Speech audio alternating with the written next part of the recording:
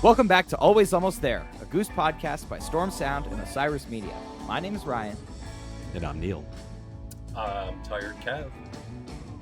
And I'm Brian, aka Jive Goose. And the four of us are here today for a long overdue discussion of the winter tour, as well as every subsequent show of 2025, culminating in a lengthy discussion about Goose's inaugural Mexico festival, Viva El Gonzo. It's been a long time since we've potted. We're all very excited. So, how you guys doing tonight? Absolutely Great. phenomenal.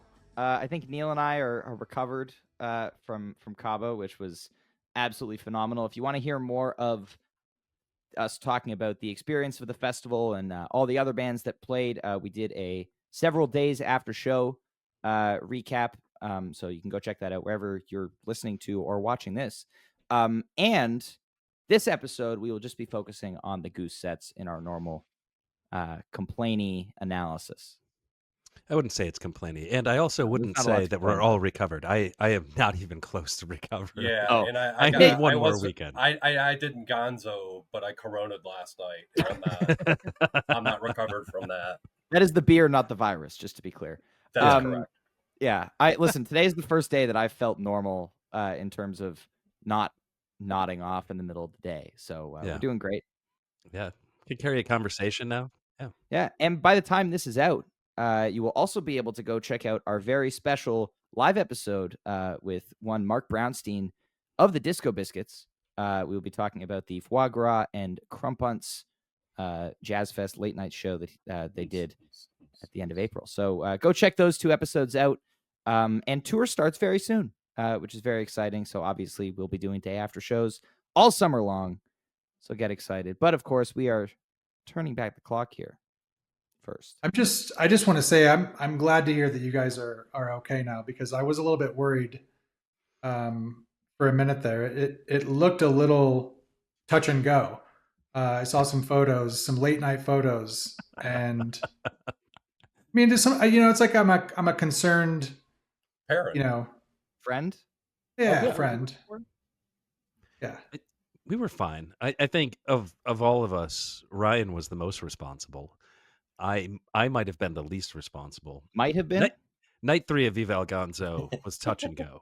I mean, second set on, it was really tough. I didn't make it all the way to Mar Menthols, which is, I've regrets about that. But I also realized that I'm not a young man anymore. I have to know my limits, and I saw all the Goose, and that's all that matters. So There you go. yeah. And next year you'll see Mar Menthols. All right. Let's go back to February. We're gonna dive right in because we got a lot to cover today. Of course. So Kev, Are we gonna do this? we Let's are do gonna this. do this. Yeah. We should. I think we should issue a caveat, because I feel like this is going to be one of those pods where perhaps you might want to listen to it in multiple installments. Well, of course. Just throwing that out there as people start to settle in, strap in, if you will, to our recap and analysis of these shows. Are we releasing it in one part? Yes, but you can listen Yes. in as many parts as you wish. And that's my point. Like, Yes, if you Kev. have 20 minutes at a time, give us 20 minutes at a time, and we certainly do appreciate your listenership and support. You can also speed up the audio. Yes. I think most I people love do that. I love that we are pod-splaining people how they can listen to our episodes. Well, This is we how you just- consume our we- podcast. Yeah, and we also want to, of course, express that sincere appreciation for those folks. Yes. and Absolutely. respect for their time as well. It is astonishing. Like when you go to something like Viva El Gonzo, the amount of people who come up and say, like, I really enjoy the podcast. That it feels so good. It's Like actually like really 3? surprising. More than that, you'd be surprised. All three of those people. You know what's actually funny? It's like a lot of you people like to come up and say, like, my dad really loves your podcast. Yes. There's more than a few people who have said That's that. just because there are young people who like Goose now. It's Yeah, crazy. and so I appreciate the shit out of those people and their dads. Any moms? so yeah, I was gonna say, yeah. Did anyone mention their mom? Oh boy! All right, I think we need we're to never gonna start finish. talking about these shows. Kev, why don't you take us to night 1 of Milwaukee on February 6th, please? These shows keep getting older. No, I'm just kidding. So February 6, 2025, we're going back to Milwaukee, Wisconsin for the Miller High Life Theater tour opener. We Great get city. a great city. Great city. We get a Rockdale opener, followed by a Grant Green first time played Flood in Franklin Park, followed up with a homage to Lake Michigan, the Whales. And then after that, Dr. Darkness, we get I'm Writing a Novel, Father John Misty, followed up with a lengthy jammed out drive, Blood Buzz cover, and we round out the first set with Salt. Well, this set is interesting to me because this is a lot more in line with the 2024 first set than kind of what we see as this tour goes on.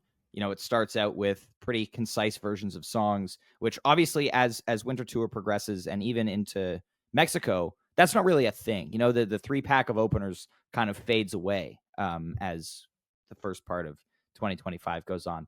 Interesting to note, actually, Kev, I can tell you're reading the Nugs notes because thank you to friend of the pod, Dean Novin, aka Goose the Band Trivia, who is constantly digging back through old Facebook videos and whatnot to find old Goose set lists. We figured out that the band played Flood in Franklin Park once, I believe. Oh yeah, it was December 23rd, 2014.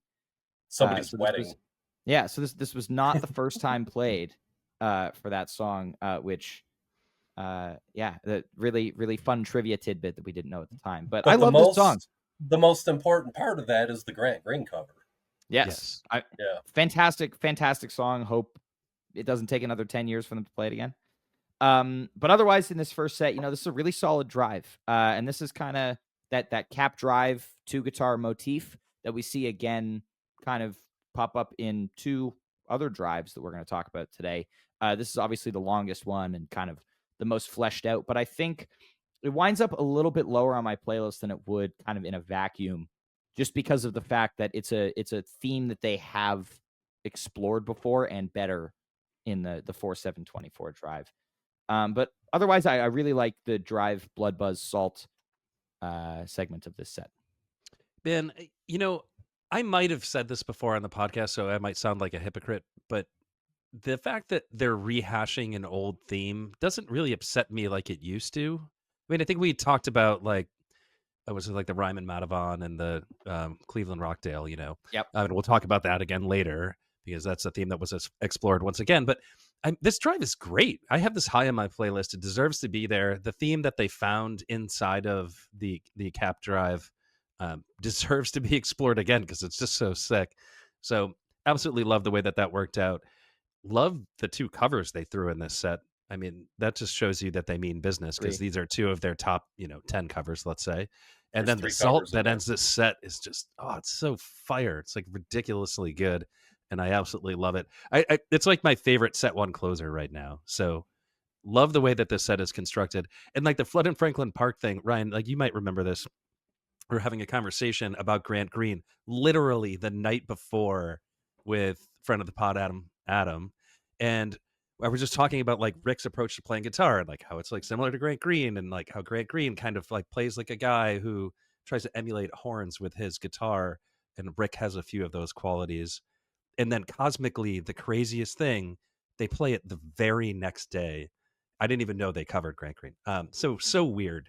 Yeah. How things work out, but really cool stuff. They've been covering Grant Green since like at least 2014. Yeah, that's what I've heard. That's what I've heard about. Also interesting to note that we haven't really touched on yet. This was the first quartet show. So going into this, we didn't really know how the band was going to sound. And I think a trend for this pod in almost every single show or almost every single set, really, there's going to be one moment where it's just like Cotter Ellis. Listening back to these jams and hearing, I'll talk about it more when we get to Mexico, but he was leading jams from the moment that he joined the band. But now the way that he's stepped up since the beginning of this year has been remarkable. Like I thought that he was already like, oh my God, he's already like an active participant. He's leading shit. He's, pulling Rick in different directions, but the things that he's doing, like that, just these small shifts in his playing or just the listening that he has to the rest of the band have such a big impact on the way the improv unfolds. And especially as this winter tour goes on and, we'll mention, when we got to talk to Cotter about that briefly. But this is really like, I want to say it now, and I'm going to say it so many times on this episode, like huge kudos to Cotter. Yeah. Yeah. I would agree with everything that you said there. Whoa. Crazy. That never happens. And so, yeah, band as a 4-piece just sounds great. Love it. Like I said, agree with everything there. As far as the themes, yeah, I agree, Neil. I don't have any issue with improvisational themes being revisited, and but I will say, I think for me, sometimes that may be a little bit more dependent on the song and the Sure. theme itself. Sometimes, like with Drive, hit me with that theme, every other time you play it, and I'm probably fine for a while. Some other jams, what's the Napolitana? Oh yeah, I was just gonna say the Tarantella Well, we're going to talk Napolitana. about that in the You get a second set. 2-pack in the second set. So that one, Jet- not so Jet- much for me. yeah, I hear Right. that. But yes, love this Drive, and yes, the Salt to Close the Set is great. And when I looked at this set list just now, all I could think of is how long ago does this Flood in Franklin Park feel like? Right. And then I realized, So well, long. it actually was a long time ago. But it's only 3 months. I feel like the 3 months since Winter Tour ended feels like it's been like a year. Like, Well, I feel aged like- about 7 years in Mexico, so I mean, There we go. All right, Kev, you want to take us into set 2? I will. I just one thing quick to note. Yeah. It's not jam related whatsoever, but I wanted to highlight something that I thought that was really cool, an effect that was being used when they did the intro for the whales. Mhm. I'm not a marine biologist. Let's get that out of the way right now. But they made like those effects sound like whale calls, which I thought was really fucking cool. Peter, he'll do it. Yeah. Well, didn't This tour Trey is do the that? highest- Didn't Trey do that first, though? Yeah. Oh Jesus! Riveted. Christ. Oh god. This tour is the most 2-guitar Goose we've seen since Winter 2022. So Where are your metrics coming from? Actually, don't answer that question. Kev, my can we do set 2? brain. Set 2 opens with a very danceable creatures into Atlas Dogs, Animal, a Cotter Special Draconian Meter Maid, into a set closing Arcadia, with an encore of Turbulence in the Night Race. Should we talk about the 2-pack of Tarantellas here? Because I think now is the time. And Jive, you're going to love the second part of this. But of creatures, you kind of get the standard creatures jam here. There's really nothing to write home about, which is interesting because I feel like almost every song that they've played on this run has a fresh approach. There are a few notable exceptions. This creatures is not a notable exception. It's just an exception. And so they kind of do the Tarantella thing and it moves on, segues nicely into Atlas Dogs. Atlas Dogs comes, you get Atlas Dogs with jam. So that's immediate excitement. You're like, oh shit, let's go. They're really doing great stuff here. And then you get the Tarantella jam again, which kind of felt like, left me wanting more. And then they finish it out with just pure Hollywood Nights to end out the jam. So that part was pretty sick. Really like that. So that was good. And then you get a really nice Animal with like excellent emotive guitar playing by Rick. And this is, you put this one on with the windows down and you're driving home from work and maybe the sun's getting low in the sky. This is the one. It's so damn good. And this is a kind of thing that they're doing now. We heard this in Mexico. They really wore out this jamming style in Mexico, where they're trying to get Rick to do this like emotive guitar soloing thing and just kind of building a vibe off of that. And it is all just centered around Rick. And there are a few of those jams throughout this 8-show run that we're going to talk about. And this is one of those centerpiece ones. And then just kind of finish out the set. Draconian Meter Maid kind of does something different than Draconian Meter Maid typically does. And you get not like a Blissey segment in the middle here, but just straight like stoner rock from the 70s, which is brilliant shit. So good. And like, I hope they do more of that because that stuff is like awesome. Really, really good stuff. Like kind of like Fu Manchu, if you ever listen to those guys, like way back in the day. I didn't know. And then Ryan, you seem chomping at the bit to come outside that. I want to talk about the Arcadia, but go ahead. Yeah. No, Um, I want you to okay. finish, and then I'm going All to right, talk. sure. And then, of course, this Arcadia is one of the best Arcadias they've played in years, in my opinion, out of nowhere. And I remember just leaving this show thinking, this is really good stuff. The band is really onto something here. And the big tip off for me was the way that the Animal shook out and the Arcadia shook out at the end of the show. Absolutely. I actually listened back to this entire second set today because I kind of looked at it, as I was doing my review for this pod, and I was like, at the time, there were a few moments on this tour from the couch in Milwaukee where like they would make a set list call like this second set and the song would start and I'd be like, ah, man, that sucks. And then, they would jam it in a really interesting way. Like this Animal is a perfect example. Like this Creatures, you said it's an exception, which yes, two guitar funk, which we haven't seen a lot. And so, that's quite enjoyable. But yeah, then Atlas Dogs, but this Animals, yeah, when it starts to be like, oh, like they want to do something different with this song, which is great because we have been saying for 2.5 years that this song is, a little stale. And on paper, if you showed me the second set on paper last year, I'd be like, okay, like not really much to write home about here. But no, this is amazing. And I love the last minute or so of this Meter Maid, that kind of wind down into the beginning of Arcadia. And I wish they would have kept that going a little bit, kind of see where these quieter spaces will go. And, once we'll get to Mexico, they do kind of a little bit, not too much, but we get kind of these transitional spaces kind of lasting a little longer than we could. But I want to note just this Arcadia, there are two phenomenal Arcadias on this tour. The standout part of this one is after they hit, when they come out of the jam section and kind of re-enter the song or on the way to the final peak, and Rick plays one note for like a long stretch, just repeats one note, and the rest of the band comes down to just absolute silence around him. Then they come back up from there, and that's the shit. That was exactly what I wanted to talk about. Oh, sorry. No, it's okay. No, it's okay. You did a good job. I really like this Arcadia. So, they've been playing Arcadia a lot. You look at, going back to last year, it felt a lot like Arcadia was getting played in heavy rotation, and then any kind of one-off show outside of their normal tour almost always has included Arcadia in it as well.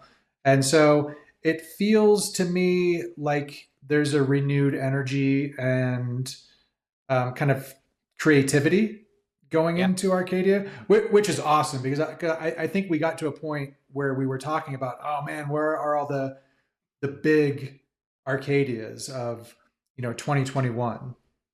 And so it's been really nice to see that resurgence. And this one especially I really, really like. And Ryan, as you mentioned, the way they bring it down, it's just very patient and gentle and gorgeous. And then of course is just a monster close to the set with the big ending. So yeah, just wanted to mention that. Otherwise, yeah, a lot of interesting, like I guess to your point as well, a lot of interesting takes in terms of jamming and just approaches to songs, which I think we at the beginning of this year, maybe a little bit more so, we're seeing some of that freshness. So it's with the 4-piece, Cotter continuing to get more comfortable with the material and becoming more of a leader of the band, I guess, in a sense. That's been also really awesome to see. And I think we'll talk more about those elements of the rest of this tour. And then, yeah, Turbulence Encore. I love it. Yep. Great encore. Great. Yeah. Fantastic in that slot. Yeah, I just, the one of the last things I wanted to add, at least for myself, particularly about this show, is obviously there were concerns about how they were going to come out sounding as a 4-piece. And I think this show taken in totality, in addition, obviously we got some footage before that, but this show taken in totality kind of put those concerns to rest. Agreed. Yeah. I'm old enough to remember Goose as a 4-piece. Are Same. you also Same. old enough to remember the Grateful Dead with only one drummer, B? But which 4-piece, B? Um, All right. Just the pre-Jeff, but Also, you can't really compare this four-piece to 2019 four-piece because they're completely different bands. well, you can insofar as they have equal number of members. Yeah. So that's a great place to And start, Ryan. 3 of the members are the same, but I think Yeah. especially it really, different drummer, but how Rick, Peter, and Trevor have grown as musicians since the beginning of 2020 is like, that's mostly why I'm saying you can't compare them. Chemistry as well. Yeah. And time off matters with this band. We have seen it time and time again, and I think I'm going to touch on this a bunch when we talk about this music, but I think it helped this tour. I think it helped this little run here. Goose is a February band. The Turns last out. time they played in February was 2022. So, true story. but you want to take us to night 2? Waiting, I'm ready. Night 2 in Milwaukee. So, 1 in, 1 out. Green River, Hot Love and the Lazy Poet, Lead Up, Atlas, The Empress of Organos, California Magic, Flow Down. So there's a lot going on in this set. And Really? Weird set. I do want to take this opportunity to say that, number one, I love 1 in, 1 out. And so I love it as an opener. Basically, if I love the song, then I probably love it as an opener. There's not many songs I love that if they open with it, I'd be like, nah, not the place, guys. So maybe I don't need to say that. But what I will say about openers is, you look at the openers of this Milwaukee run, and you get Rockdale, 1 in, 1 out, and then Into the Mist, night 3. That's solid. I love to see that. And yeah, you mentioned the idea of the 3-pack of openers, 5-pack. I think we've had a 7-pack at one point. It's happened. It's all happened. I'm certain it's happened. Yeah. Yeah, it's winding down. We're not seeing it. I wonder what changed. I wonder why that Bingo. changed. We talked to Rick about it. It's bingo. I think I think you're right. I think that's a big part of it. Maybe not everything. There could have been other outside forces. Sure. So yeah, as far as the rest of the set, I think we all agree that the Atlas is the jamming highlight of this set. Mm-hmm. The Empress, while lengthy, hasn't gotten a ton of replays from me personally. And Didn't have the girth for you. Yeah, I don't know. It had the length. It certainly did. And then California Magic Flow Down to close the set. It's a choice. Listen, sorry. Somebody just said something funny to me. It's certainly a choice to do that because also I remember watching the show and like the last minute of the Empress, like they were starting to go somewhere else and like in a different direction from the kind of like darker shreddy thing that Rick had been doing for a long stretch. And I was like, ooh, we're getting somewhere. And then they went into Cali and it was like, why? and they scripted that too. It's like when we start talking about a set, like, I've been thinking about these shows a lot and been thinking about how, like, I really truly believe this is a monumental run in Goose history. There are highs and there are lows. There's certainly dramatic lows in Canada. That's Ryan's fault for fucking up the vibe. But then there's like this first set, which like my memory does not remember this first set. And then we start talking about it and it's like, oh God, this is not that did happen. Yeah. I adore this Atlas though. The 1 in, 1 out theme, they started, it popped up a bunch last fall, like after the song debuted, popped up a bunch in the winter. I think we're going to see a lot of it this summer as they keep playing that song because that kind of, that seems to be a melody that Rick really likes coming back to a little bit later. It's popped up in a couple of All I Needs at this point. And it comes back around very naturally in this Atlas, but this Atlas to me is really cool just because of the way it spaces out. They just kind of like let the jam just go.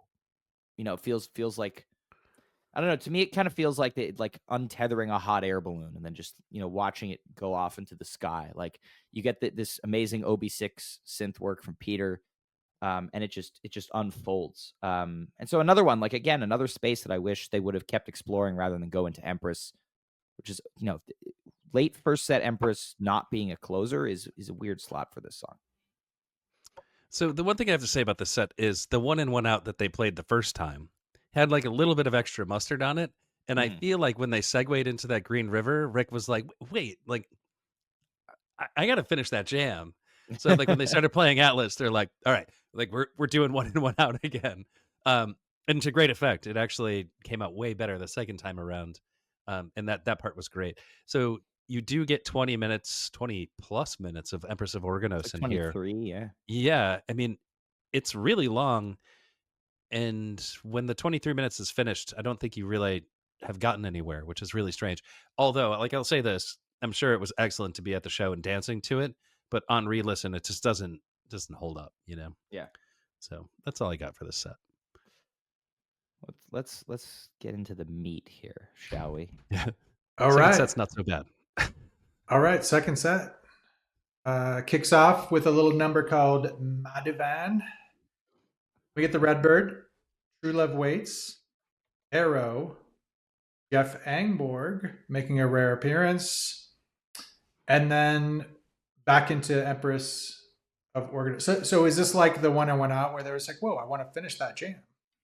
Well, I think it was also they did this on purpose because they wanted to didn't finish the finish song. Empress in the first set. Yeah. Yeah, just they wanted that payoff, which they did again in Mexico, right? They tacked the payoff right on to something, and it to great effect, And then the Turn on Your Love Light encore. Classic.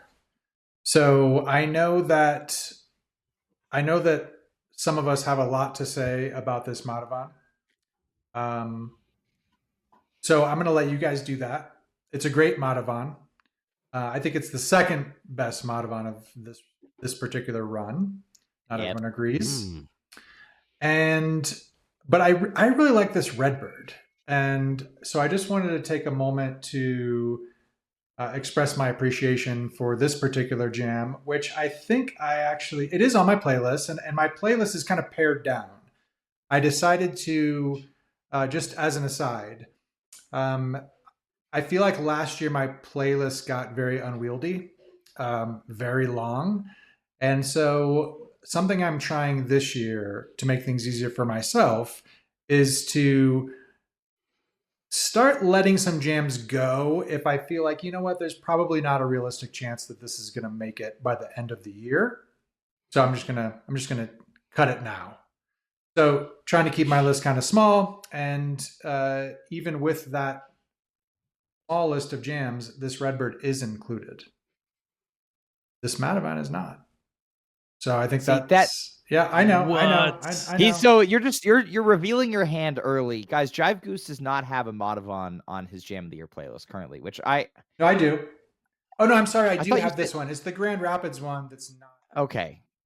It's still an insane. Okay, so we'll circle back around to that. I just love how you're like trolling us This while we're one doing the is podcast. no. Like, this is I next just trolled level shit. myself. No, I do have this Madivan, and I do have it a couple spots ahead of this Redbird. It's the Madivan that we were talking about earlier today, the Grand Rapids one, that I don't have. But I digress. Before we jump into the Madivan speak, can we continue on the thread of the Redbird? Yes. You guys? Yes. I also love this Redbird. I've gone back and forth. Friend of the pod, Jeff, who's like a Redbird connoisseur, doesn't love this Redbird. Actually, like wanted to agree with him because I generally agree with his opinions on Redbirds. And then I kind of came around and I was like, I don't agree at all. This Redbird is extraordinary for a bunch of different reasons. One, I like the fuzzy bliss thing that they have going on in this. Like they can do that fuzzy thing all the time. But the one thing that's really cool about this is if you listen really closely, if you like the Cap Redbird drum beat, you will also like this drum beat because they are almost exactly the same. And Cotter does this thing, this circular drumming pattern, where it almost kind of sounds like an inhale and an exhale. You've heard me say this on the podcast before. Mm-hmm. And he does the hi-hat as the inhale. It's just like and then he does the circle. And it's so fucking beautiful. I just love the way that he plays drums in this song. And that's the thing that pulls me in. It's not Rick's playing. It's not the Bliss, although I do love Bliss jams. It's Cotter. it's like, Jesus Christ, like I don't know how he does it, but it's a very, very similar drum beat, if not the same drum beat to the Catbird, which I know you guys love and I absolutely love. And then the other part that I really like is that Rick is only using a small handful of notes. Rick's not doing the thing. Like, it's just a handful of notes played in a nice hypnotic pattern all the way throughout, and then Cotter stars on the drums. That is really good stuff. That's the thing I wanted to say about Bird. Yeah, I agree with that. I think it's, for me, it's still like a little bit, it's about, I didn't mean to do. There's a lot. This jam relies a lot on the last 4 or so minutes out of the 19 or so that it lasts, and so I think that it loses a few points for me just because of that. Because the first 14 or 15 are just like Redbird. But yes, I agree that peak and that kind of emotional bliss and fuzzy bliss, as you said, is fantastic. Euphoric. Yes, and I love the use of True Love Waits as the landing pad. This is the second time that Goose has played this song. This is perfect. In Montana, it came at the expense of a really good Wisteria jam that was just kind of getting started. This is how you use this song. I would love to see this as a landing pad more times this year. Perfect placement. Perfect placement. And an amazing song. Yeah. Can we talk about the Madhavan now? Now we can talk about the Madhavan. I just want to continue the thread because Jive was like, yeah, absolutely. Yeah. But you got one more thing here? So one more thing, and it's just tempo related. I personally would love to see the True Love Waits slowed down just a touch. That's all. All right. Click track that. Carry on. There we go. Click track that shit. It's a new thing. Madhavan. Okay, so we talked about with Goosemas, 2-guitar Madhavan, kind of a return to that 2021 kind of style of the song. And then they just kind of just blow the doors off right here. This is one of the, this is the first Madhavan. So you have Goosemas, and then before that, I don't know the last time that we had Peter on guitar for the entire Madhavan. So there's that. And that is kind of, for us Goose fans who have been around since 2019, 2020, that is like there's nothing to me like I've been around since 2020. So nobody said a word. You can continue talking. Yeah. Well, you said, well, you did say us, and then 2019, and that's why you got the look. I said 2019, 2020. I didn't want to ruffle any feathers. He got the look and the finger. Fine. Those of us who have been around for 5+ years, is that okay? You can say. You can so say back whatever. back in the day, this was the norm, right? And for me, the ending of Madhavan is fine with Peter on keys, but to me, there's nothing that kind of hits quite like both of them kind of ripping through the ending of Madhavan. And that's something we've gotten some gnarly 2-guitar sections in Madhavan. Electric Forest 2023 kind of comes to mind, but then Peter usually ends up going to keys by the end. And so this is for me, this jam was yes, we're getting that just ripping Madhavan. And the first, 5 or so minutes of this jam, when they're just in that gnarled and dark and twisted, just kind of building and building and building, is so cool. And the reason why this is my number 3 jam of the year right now, and the reason why I have it below the Grand Rapids version, which we'll obviously talk about, but to me, this jam rides on the first 3 or 4 minutes of improv, and then it becomes very high octane ripping Madhavan for the remainder, and nothing crazy there. Whereas I think Grand Rapids sustains the kind of unpredictability and improv for longer. And obviously I have a lot to say about that jam when we get there. But man, I love this Madhavan so much. So my thoughts on this Madhavan, it all reminds me in a lot of ways, and you're going to make a funny face when I say this, but I'll get to the point. Reminds me of the Legend Valley Creatures, where it builds off of just a few notes, and then it becomes this gigantic thing that you never would have imagined got there. But Trevor plays a bass line right at the beginning of the drop of Madhavan. Basically, everything drops out of Madhavan, right? So there's no music, and then all of a sudden there's music again, and it comes out of nowhere, and that's why Madhavan rips, because anything can happen when you start from nothing. So Trevor introduces this bass line that is really, really similar to the Nashville Pancakes from 2022. And this is the moment, actually, where I was like, something's happening here. This is a lot like 2022. And this jam reminds me of 2022. And it was just kind of like just a little image in my mind of 2022. I didn't know what it was at the time, and then it occurred to me after the fact. But listen to the Nashville Pancakes side by side with this Madhavan, and you'll hear the similar Trevor bass line where it's kind of this like plodding, like side to side motion. It actually conveys movement when you listen to it. It's like back and forth and back and forth. And then the whole band builds the jam around this very, very simple bass line that just has like a motion effect to it.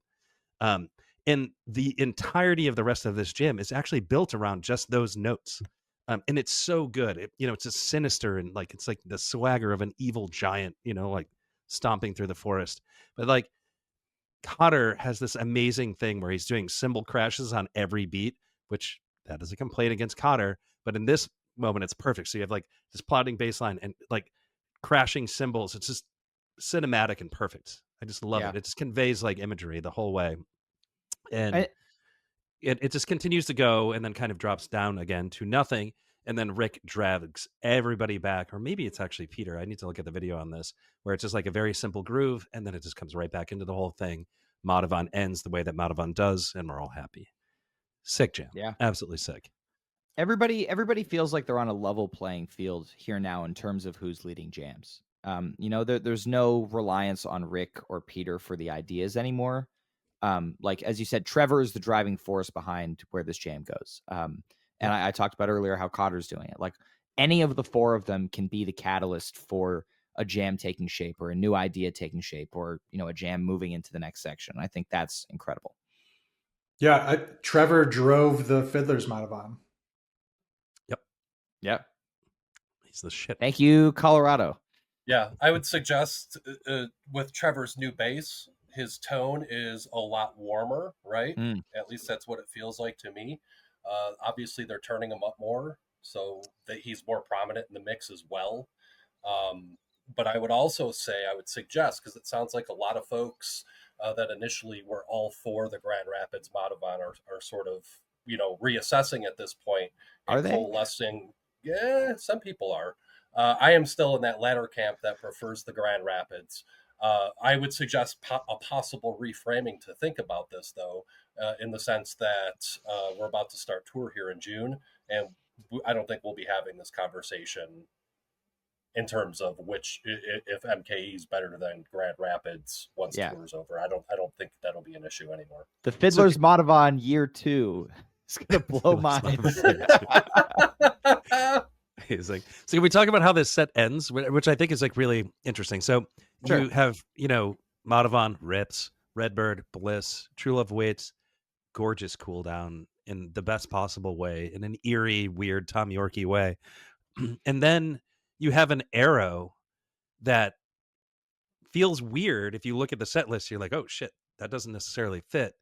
Then you listen to this arrow and it's like the most disco arrow ever. And it's like a dance party arrow, which I think is actually brilliant to kind of do the song that way in this spot right before Angborg. So this is all very planned, right? We're going to do arrow, but we're going to do it this way. Then we're going to do Angborg. That Angborg absolutely rips. Like Rick is just on a mission at the end of it. And then you get the Empress payoff to end the show. I mean, that is some seriously triumphant shit. If you're dancing, like, you are not stopping for the entirety of all of that. And I think that comes pretty close to 30 minutes. Yeah. So that is an excellent way to end a show. Turn on your love light. I don't understand, but they love to play the song, and you get an extended Trevor bass solo in there. There you go. So that must have been great. But that's the show. Any more thoughts on this show before we go to night 3? I want to talk about night 3. Of course. I mean, this is one of the best shows. What don't you want to talk about? Yeah, we want to talk about it. That's also true. There are a lot of jams. So this is February 8th, once again at the Miller High Life Theater in Milwaukee, which really has the best name of any venue that they've ever played at. Not even close. The champagne of venues. The champagne of venues. Of Kenny's West Side Pub would argue with you about that. That's true. Kenny's a good guy. So set 1 opener, Into the Mist, Silver Rising, Turn Clouds, Goose with maybe their best cover, No California. Then maybe their best jam vehicle right now, Everything Must Go. Then maybe their best song, Big Modern? I was don't gonna know. say, there we go. I mean, shit is happening in the set, and there's all kinds of great stuff. So this mist has an excellent China Rider kind of transition vibe in it, which I love it when they pull that into jams because they just execute it so well. This Everything Must Go is a monumental jam. I don't even know how to describe this jam because it's just it's incredible in my opinion. And of course, this Big Modern is Big Modern, and I don't know if it ever does anything that really knocks my socks off, but you guys love the jams. So I do love Big Modern. I also love yeah, about this Big Modern that first it ends unfinished, which I feel is kind of like egregious for a Big Modern, especially when you're closing a set. But I really love the way that the jam, it's like this crazy, like I described it, I think one of the first few times I listened to it afterwards. It's like you're driving, like that gif from the Big Lebowski where he's like punching the roof of the car. yeah. Like that's what this jam is. And then it ends and Peter just goes, woo! Like as they go into the set break. So it's like that's Sorry to everybody who just had to hear that in their Yeah. car. Sorry, I'll turn that down. I have to normalize that one. I got excited. Yeah, I should. Apologies if I forget. Yeah, first time Mist has ever opened a 2-set show. Interesting stat there. It's opened a couple of like opening sets, but this is the first time opening a headlining show. Really, really great, despite being unfinished. This is before you talked to Rick and Peter about it, though. So, fiddlers, we've been promised one full set of the Mist ending. Yeah, this Everything Must Go was the first kind of jaw on the floor moment of this tour for me. The Madhavan was like a holy shit moment, but that's like, I know they could do that. I felt like that is something that was very much in their arsenal. But this Everything Must Go, particularly the second half of it, I was on the couch being like, what in the world is going on right now? Like, this is not the kind of jam that I even thought Goose could do a few months ago. Like, it was blowing my mind. And it's that kind of very spacey, psychedelic, kind of moody section where you've got synth going, Peter's doing that kind of repeated melody on the clav, just kind of twining around what Rick and Trevor are doing. And then the way that it builds back into the ending is so perfect. This is currently my number 2 jam of the year, and probably my favorite version of Everything Must Go to date. Fair to say. Yeah. I will say one thing about this Everything Must Go that I didn't say before that I meant to. Peter Onspach can take up an incredible amount of sonic space. Yeah. With multiple instruments, and he does it in this one. It's almost overwhelming, and I'm curious what it sounded like in the room, but he does this like synth swell that is so fucking loud. Like I said, I don't know what it sounded like in the room, yet somehow there's like room for everybody else. And one, cool that like Rick gives him the freedom to actually be that loud. Or maybe he didn't, and Peter just kind of did it anyway this one time. But two, like there's still also space for people to kind of continue to do what they do.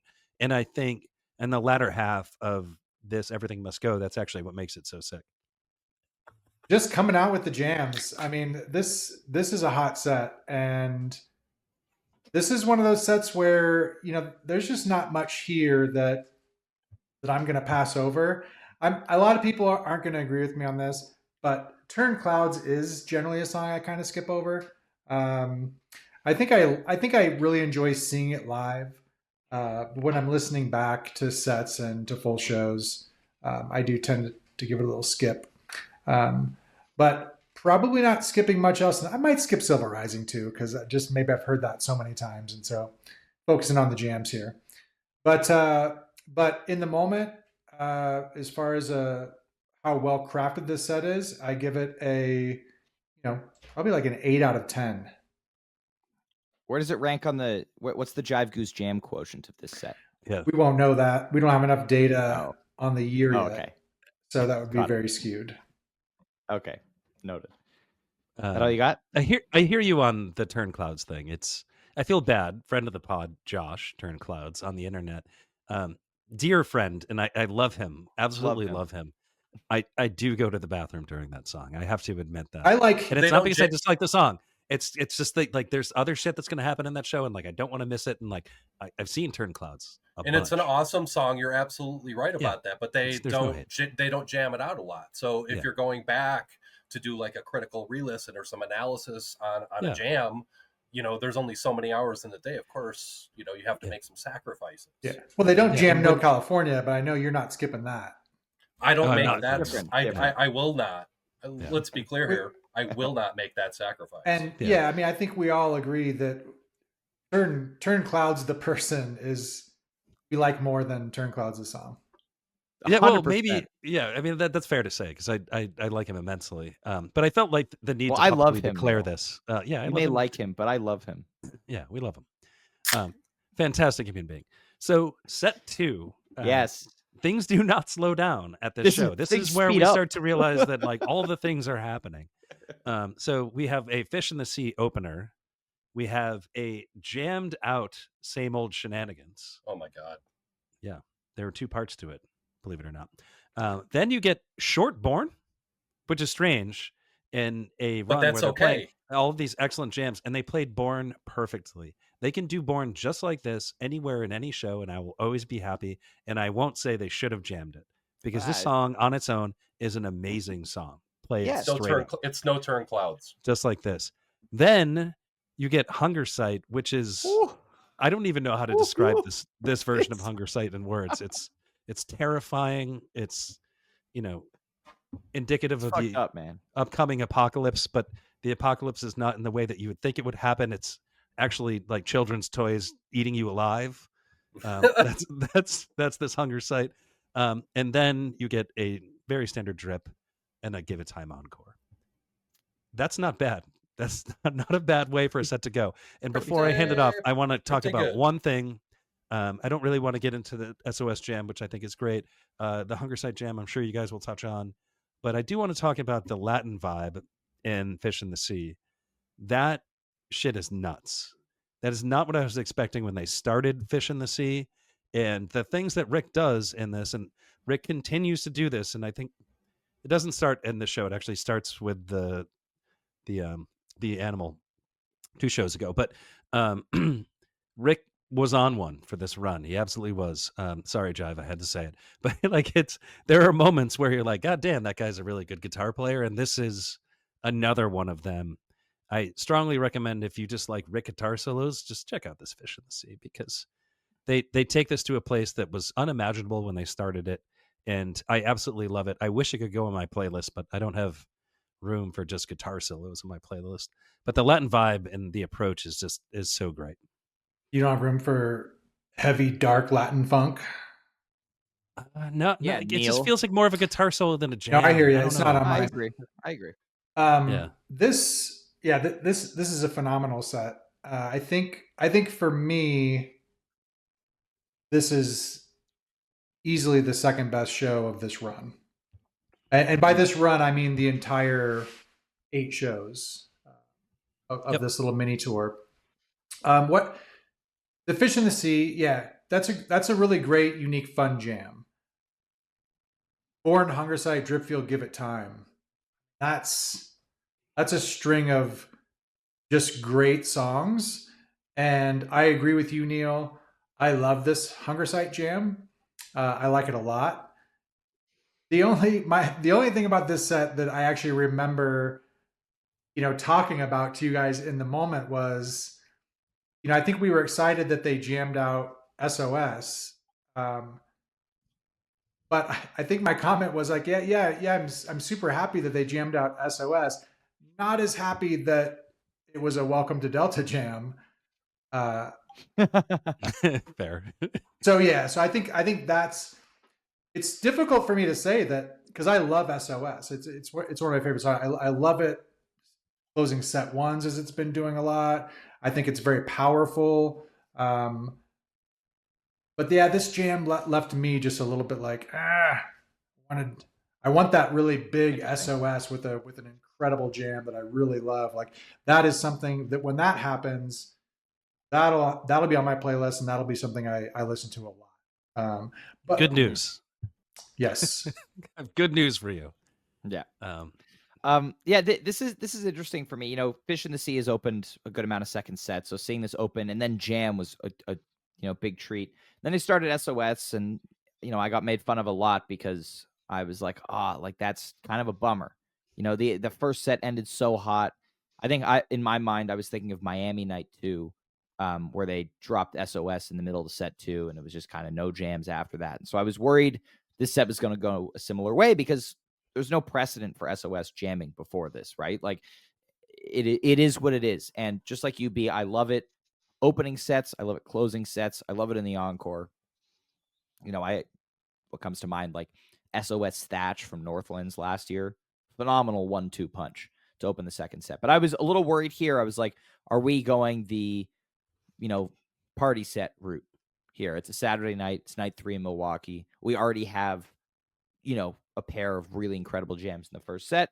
And no, SOS gets jams. I immediately eat my words. I love it. Fourth time that we've seen the full Driptych played one after the other in the same set. And yeah, Neil, as you said, this Hunger Site is just delightfully unhinged. And this is the first of several times that we see this kind of Westville Rockdale style of jamming pop up again. And, Cotter told us how like he loves that shit.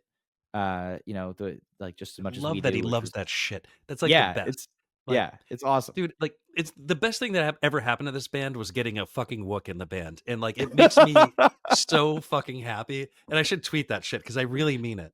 Yeah. I mean, he's B4L. We know this to be true. We've seen it, and it's Then you get shit like this. Like he does something like Westville Rockdale, and we got to go back to that, guys. Like Yeah. there's no way we can't, and here we are getting more like totally unhinged shit. Yeah, this, So, is, go this, is a, this is a wonderful Hunger Site. And yeah, there's something about it, the way that also it hits that peak at the end, but there are a lot of these Westville Rockdale type jams that like return home and kind of have that like major key or the return to the song. This does not do that.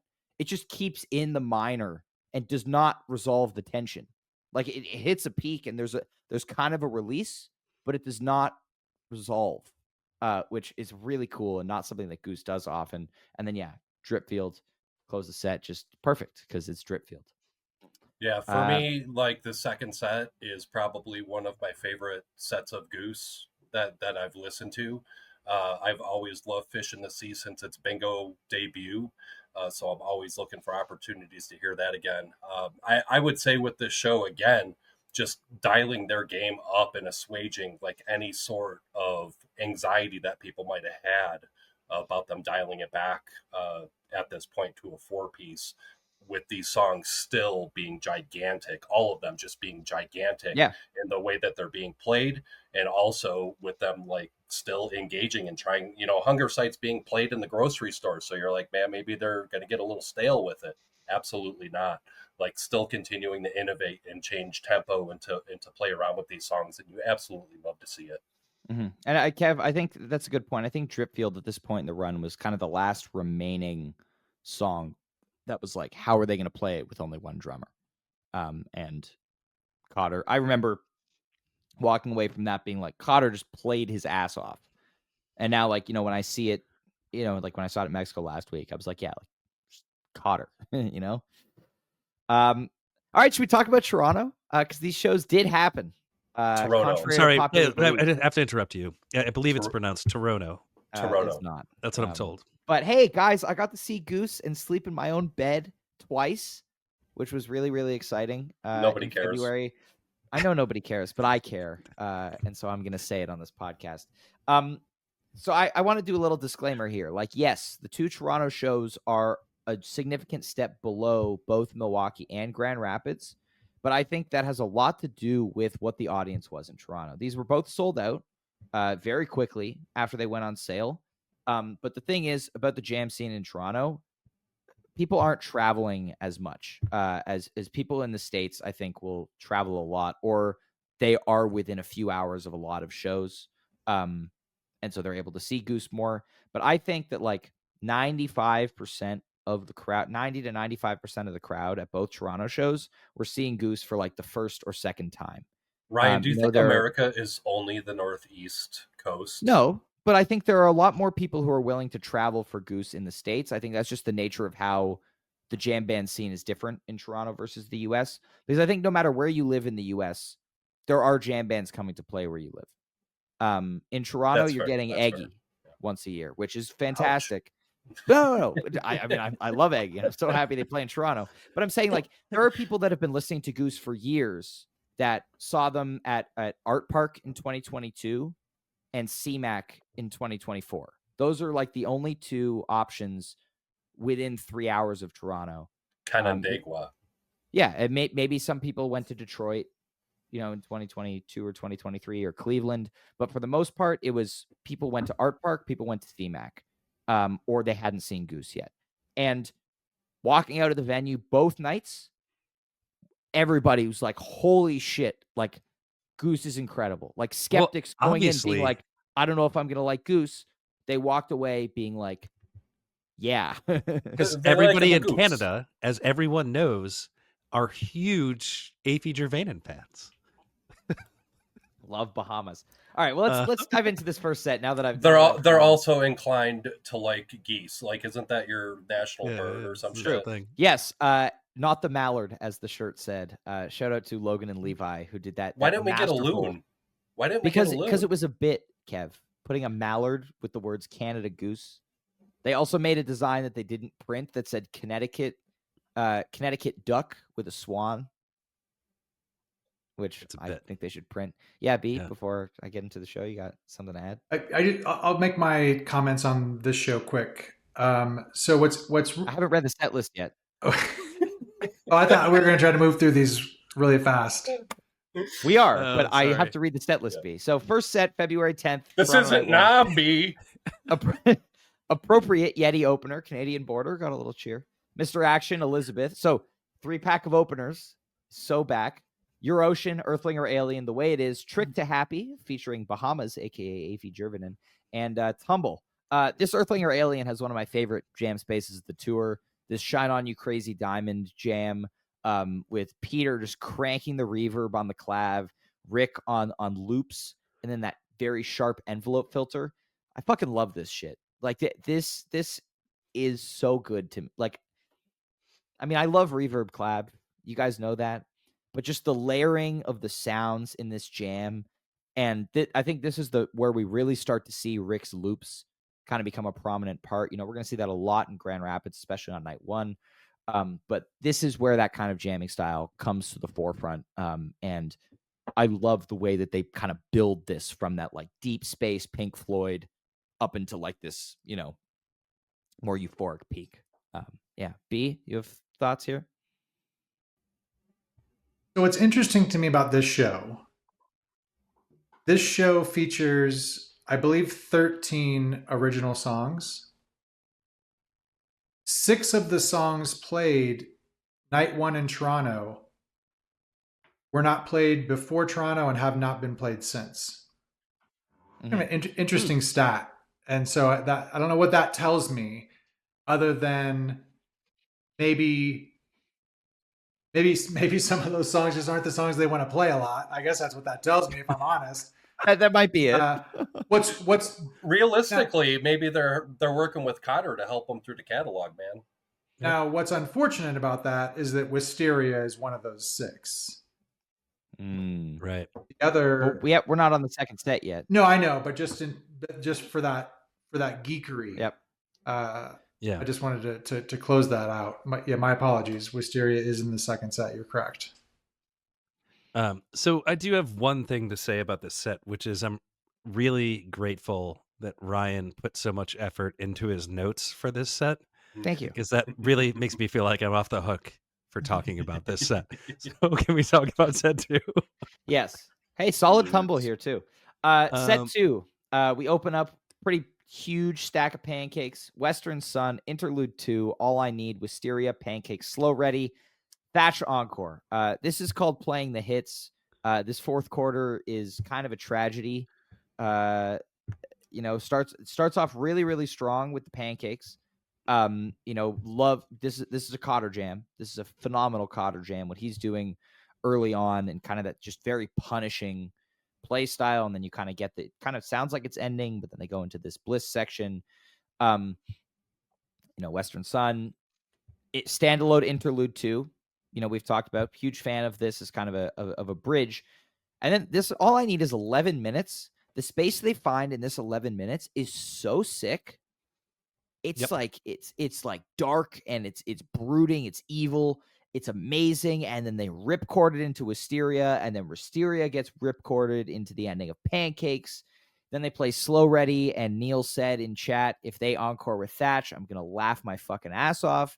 And then they encored with a 9-minute Thatch, and I was 11 really minutes upset and about 11 it. seconds of Thatch for what it's Really? worth. Yeah, I just 11.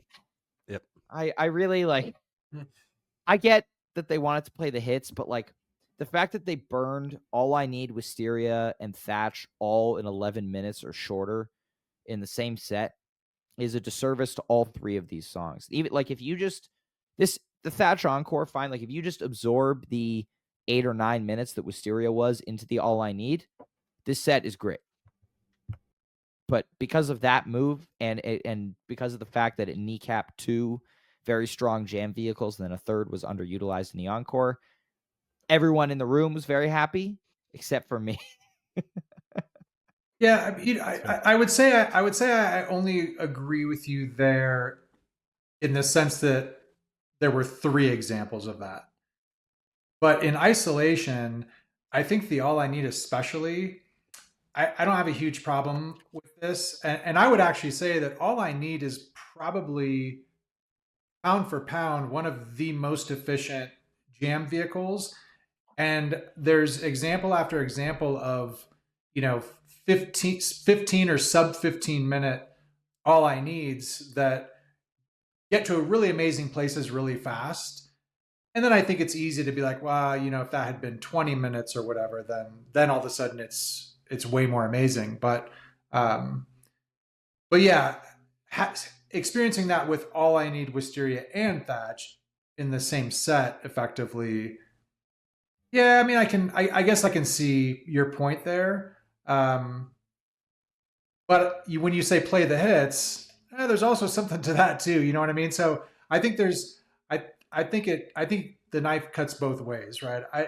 If I'm gonna see an 11-minute Thatch, but wouldn't you rather see an 11-minute Thatch than a 10-minute Love Light? No, because if they played a 10-minute Love Light, Thatch gets played on night 2, maybe to open the second set. But they're playing this game with the long view here, Ryan. Yeah. So what you're suggesting wouldn't have happened. Well, but they also played All I Need to Mr. Action again on 2 shows later. So yeah. Whatever. We can move on here. Real quick, I just want to talk about this. Or Kev, you first. I just I wanted to reiterate something. I interrupted B. Apologize for that. But just wanted to reiterate that obviously we want, and especially Ryan, like that show being played in your hometown. You want the sick jams in your hometown to sleep in your own bed with. I get that, but again, I think there's a method to the madness here, working through some of these songs and giving Cotter an opportunity to play these songs in front of an audience. And I think that's part of the method to the madness too, even though it might disappoint us when we are looking for these jams. And I think that sort of mindset carries over into that second night. Goose loves to, unless they're in Denver, just absolutely lay eggs in the towns of the people from this podcast. I'm going to Phoenix and I'm scared now. Yeah, be terrified. Yeah, absolutely terrified. Hey guys, Kev's traveling this summer. I don't want to beat this set to death because the set, we shouldn't be talking about this set so much, but the Pancakes here is very good. Yeah. The big knock on this Pancakes is that it sounds like the Ryman Madhavan, and it sounds like the Cleveland Rockdale. And I agree with people who say that only to a point. It's for about 3.5 to 4 minutes. It sounds like that. And the rest of it is an absolutely blistering version of Pancakes that is almost 24 minutes long. This is a very good jam. Mm-hmm. So if that's your knock on it, if you're going to say this reminds me of this other jam, I have to strongly disagree with you, because you're not listening to the rest of this jam and you're taking an easy pot shot on the jam to dismiss it. And that is absolutely not how you do the thing, in my opinion. That's all I have to say about this. There we go. All right, moving on to February 11th in Toronto. Yeah, just a deluge of songs. February 11th, 2025. We're back in Toronto, Ontario, Canada for night 2. We're going to open this set with a Butter Rum. followed up with a fairly popular and one of my favorite Prince songs, I Would Die For You, into a Bob Don with, we get both Seekers, assuming Ryan did go to the bathroom during part one there. Confirmed. Confirmed.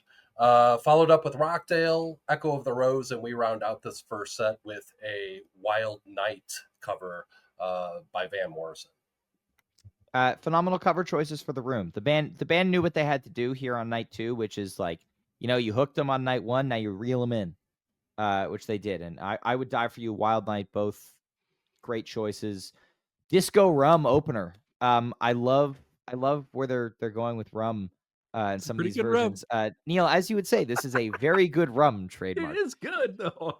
It is. He had a limited amount of re-listen time today, and you know what he chose to listen to?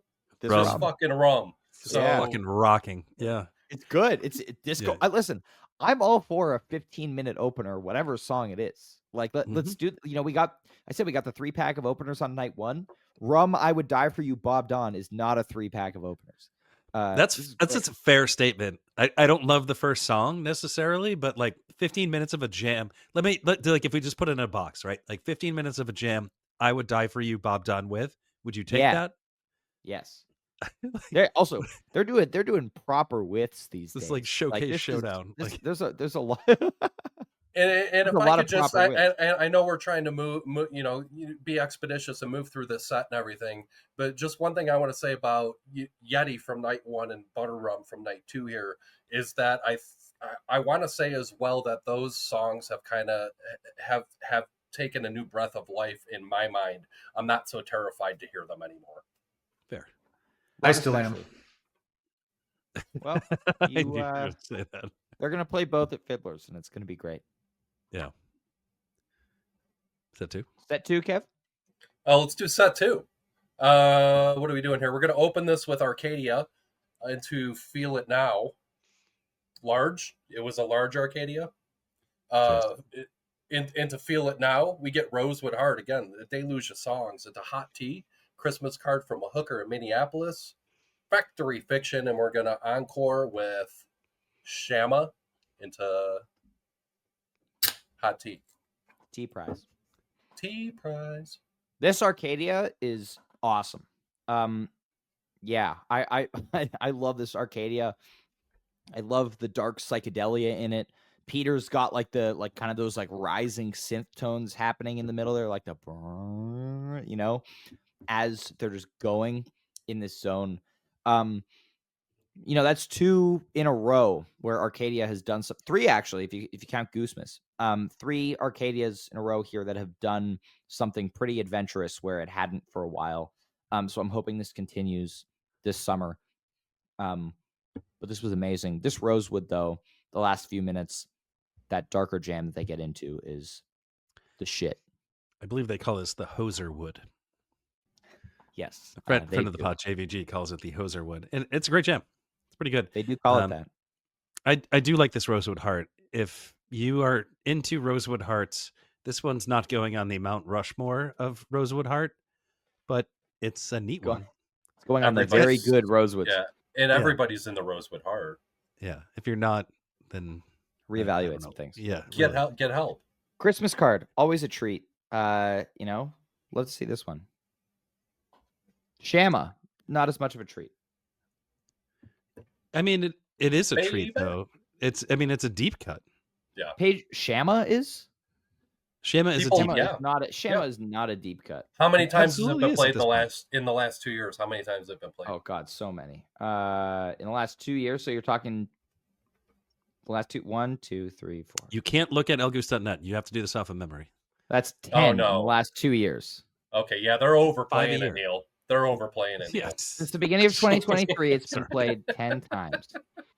Oh my god. Too much. Take it out of rotation, guys. Yeah, there we go. All right, Grand Rapids Night 1. B. Let's get back on track here. Okay. Do this. We're having a good time.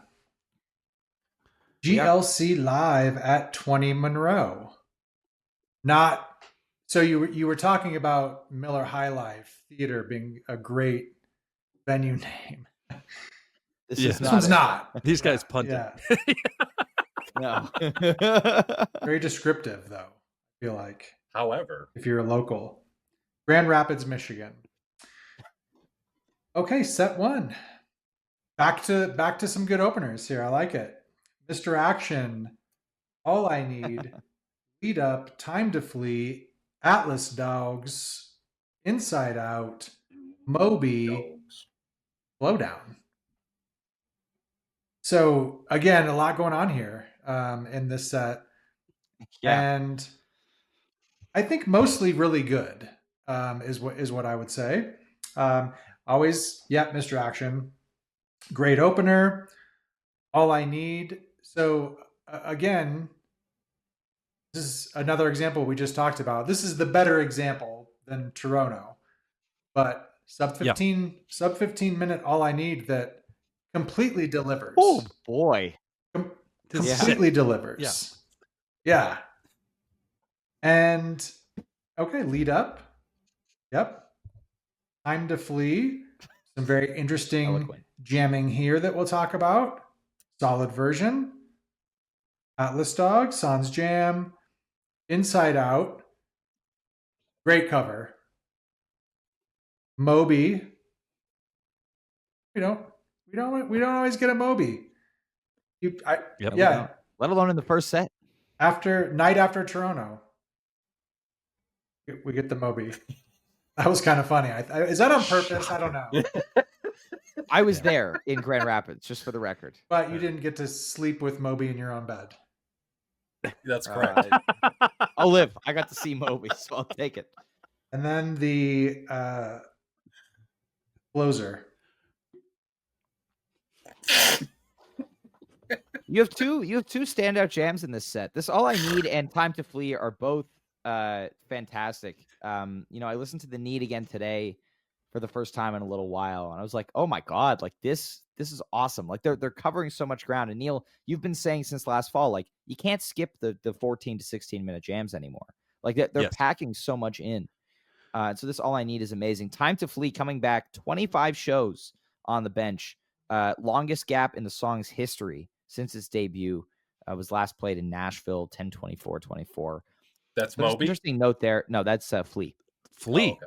Yeah. Flea gone for 25 shows, which was crazy. I But have this to be one, honest, you get the I wasn't full. listening for a minute. That happens. I talk. It's okay. Hopefully someone's listening. He's kidding. You get the Rick loop. You get the. All right.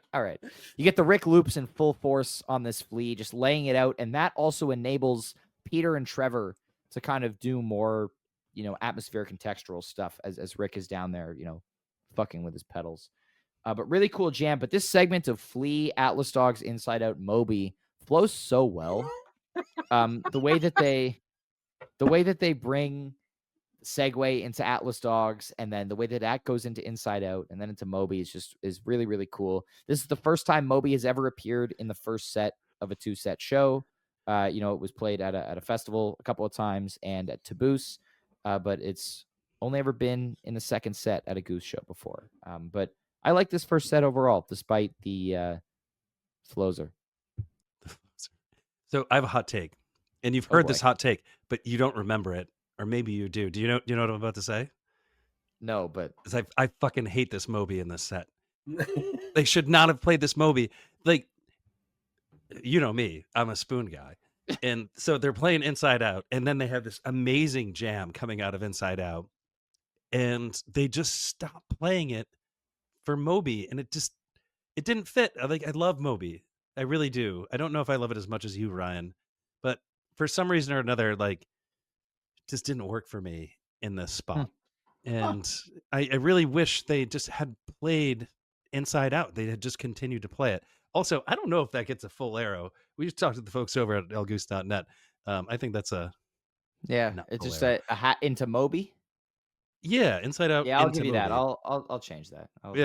But in any case, you're right about the Flea. The Flea is sick. I really enjoy it, and I've gone back and listened to it a bunch. It does, I think, end up at the bottom of my playlist. It might have fallen off the end, but you it's right on yelled the at cusp me there. for having it on the bottom of my playlist. Did I? Yeah, you I don't got remember. I mad haven't at me looked at it for in a having while. it on my playlist. You guys should be nicer to each other. No. It's Be- not our be As thing. we all know, Neil does not Be- like me. Certain Yeah. people think that. I was be accused kind. of hating Ryan in Mexico. At Mexico, a good friend of ours came up to Neil and was like, "Why do you What? hate Ryan?" Yeah. Be kind. I wish more man, people it's- could see how Ryan talks to me. It's in a Shut up. couple of years, it's going to be a felony the way he talks to you. Like Yeah. if he keeps Elder it abuse. up. Yeah. I If we put you in a home, I'll start being nice. I love really good inside out jams. And so I'm me too. right there with you, Neil. I feel like there was I feel like there was an opportunity here. If I would have seen the set list ahead of time during this inside out jam, I would have been thinking to myself, oh yeah, I can see how this is going to end up in Moby. There was an opportunity there to really stretch that out, Right. maybe be a little bit more patient and slide into it a little bit more smoothly. And I think it could have been phenomenal. So in that sense, I don't know what you said, Neil. If you said something to the effect of you absolutely hate this Moby in this set, Something like I that, won't yeah. go that far, but that's where the disappointment lies, is that there was a setup there for it to be great. And sometimes you swing and miss, and sometimes you hit a long foul ball, that's almost a home run, but it went foul, and so it doesn't really matter. Sometimes you want to say a giant fuck you to your Canadian fans, and then it just doesn't work Woo! out. I mean, that's what it is. Vicious. Yeah. I like my analysis better, which paints the band in a better light when they were just working through the song catalog.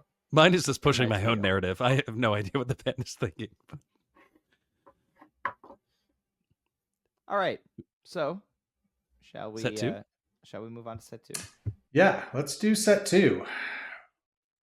Everything Must Go opener, Arrow, Interlude 2, Jive 1, Mississippi Half Step, Uptown Toodaloo, So Ready, White Lights Encore.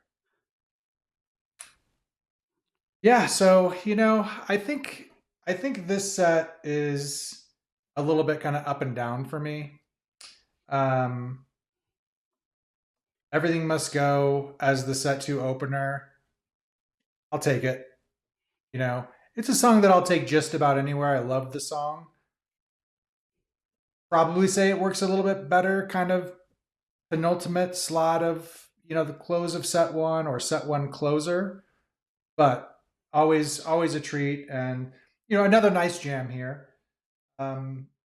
And then I think the rest of the set for me, with the exception of the half step, is not something that I probably am going to go back to very often. And then a White Lights Encore, which pops up now and then. So yeah, good for them. Good start to the Grand Rapids run. Solid show, I think, overall. And I think what we're going to see is things just kind of continue to the trajectory of these 3 shows is just going to continue to go up and up. So nice start to the run, Ryan. Yeah. This Everything Must Go is my number 4 jam of the year. My top 4 is 2 Madavans and 2 Everything Must Goes. As I think it should be at this point in the year. Yes, I agree. This jam is fantastic, and this part we'll talk about it when we get to Mexico. But I was a little bit disappointed when they kind of did a 6 or 7 minute version of the song to close the first set on night 3, because these 2 versions in February are so good, and they're pushing the envelope in a way that we haven't seen. I talked a lot about what the Milwaukee one did, but this one in a similar way is just they're getting out there in this jam. They are purposefully trying new things within this song. It's the title track of the new album. They really want to do something with it, and so I really like where this one goes. I will leave the half step chatter to Neil because I know he has a lot to say about it. This Arrow is the Goose Miss Hunger side of Arrows. Very similar, kind of building around one idea with Peter doing a repeated clav riff. Really like the upbeat vibe, and then getting another interlude too.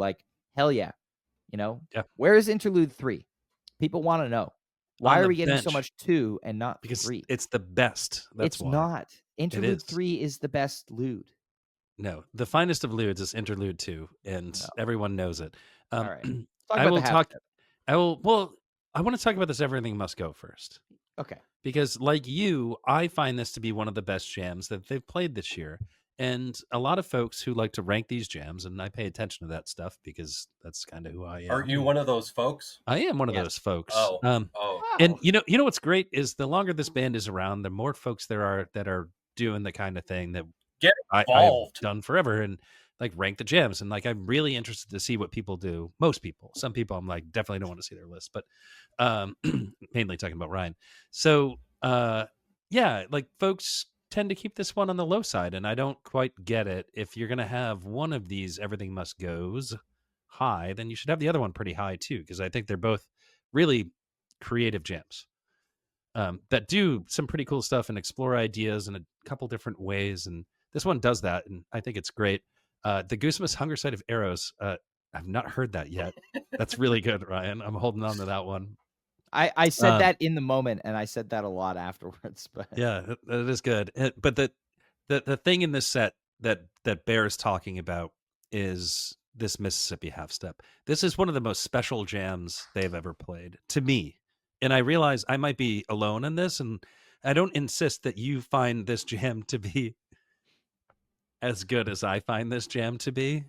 But I think it is truly spectacular. It evokes, to me, Explosions in the Sky, who I adore as a band. And if you have never listened to them and you like jam music, go check them out. You're at least bound to kind of like it. And so they explore this two guitar jam that is just, I mean, I don't know how they did it. It's one of those things where like when you get into jam music, you find a thing and you're just like in awe of the thing that they've done. This is one of those things for me. Like my interest in this band was rekindled the moment I heard this music, and maybe one of my favorite things they've ever done. Is it the best jam they've ever done? No, I'm certainly not going to say that. But there are moments in this thing that are just improvisational perfection, in my opinion. Like I don't know how they got there so easily, and I don't know how they've never gotten back to this space since. And I can't wait until they do it again. Sometimes they do that though. Sometimes it's just a flash in the pan, and they hit that space, and then it can take them a couple of years to find it again. But Well, that's why we love this shit, right? Yeah, like well, I was gonna say that's what makes a jam like this so special, and the Right. fact that it's so short and it's like not a bracket jam. Yep. But it's just so cool. Yep, just those couple minutes of Two just like guitar Goose. And this is a guitar little Goose. bit off a little bit here, but are you guys ever in awe that like they're able to do this like 80 times a year, and more times than not, like the shit just works, like it hits, and and how amazing that is, and how fucking hard that is to do, and how lucky we are for it.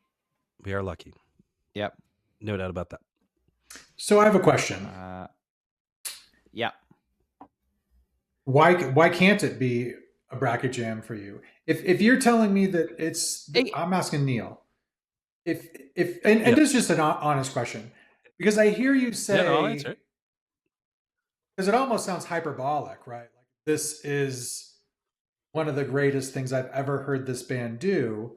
Now I get that you're saying True. it's only a few minutes, and so if that's the only reasoning that keeps off the play this, then that's fine. But it begs the question for me, because I think it's okay to have jam. I think anyone can have whatever they want on their playlist, I guess, first of all. But I think even knowing you, I think it's okay for you to have a jam like that on your playlist. If you think it's that great and it's that special, doesn't matter if it's 90 seconds or 7 minutes, you love it. There's a magic number there. There is. And I think there's a quantity element that comes into play. You can, do a brilliant minute and a half of improvisation, but like I don't know if Legend like, Valley that goes Creatures on my playlist. And Right. And to be fair to you, man, like I've said this to you before on the podcast, but I learned it by watching you. It's your fucking fault that I do this. We're all like this because of Jive Goose. Like that, Yeah. that literally is the truth. That is the truth. But no, so in this particular case, like I hear exactly what you're saying. I think there's a place for it, and I've made a second playlist specifically for this reason, because I see these as micro jams. I don't see them as like fleshed out jams because they don't take the time to really kind of stretch it out and explore the thing that they're doing. And I need that for that to be on my playlist to call it like jam of the year stuff.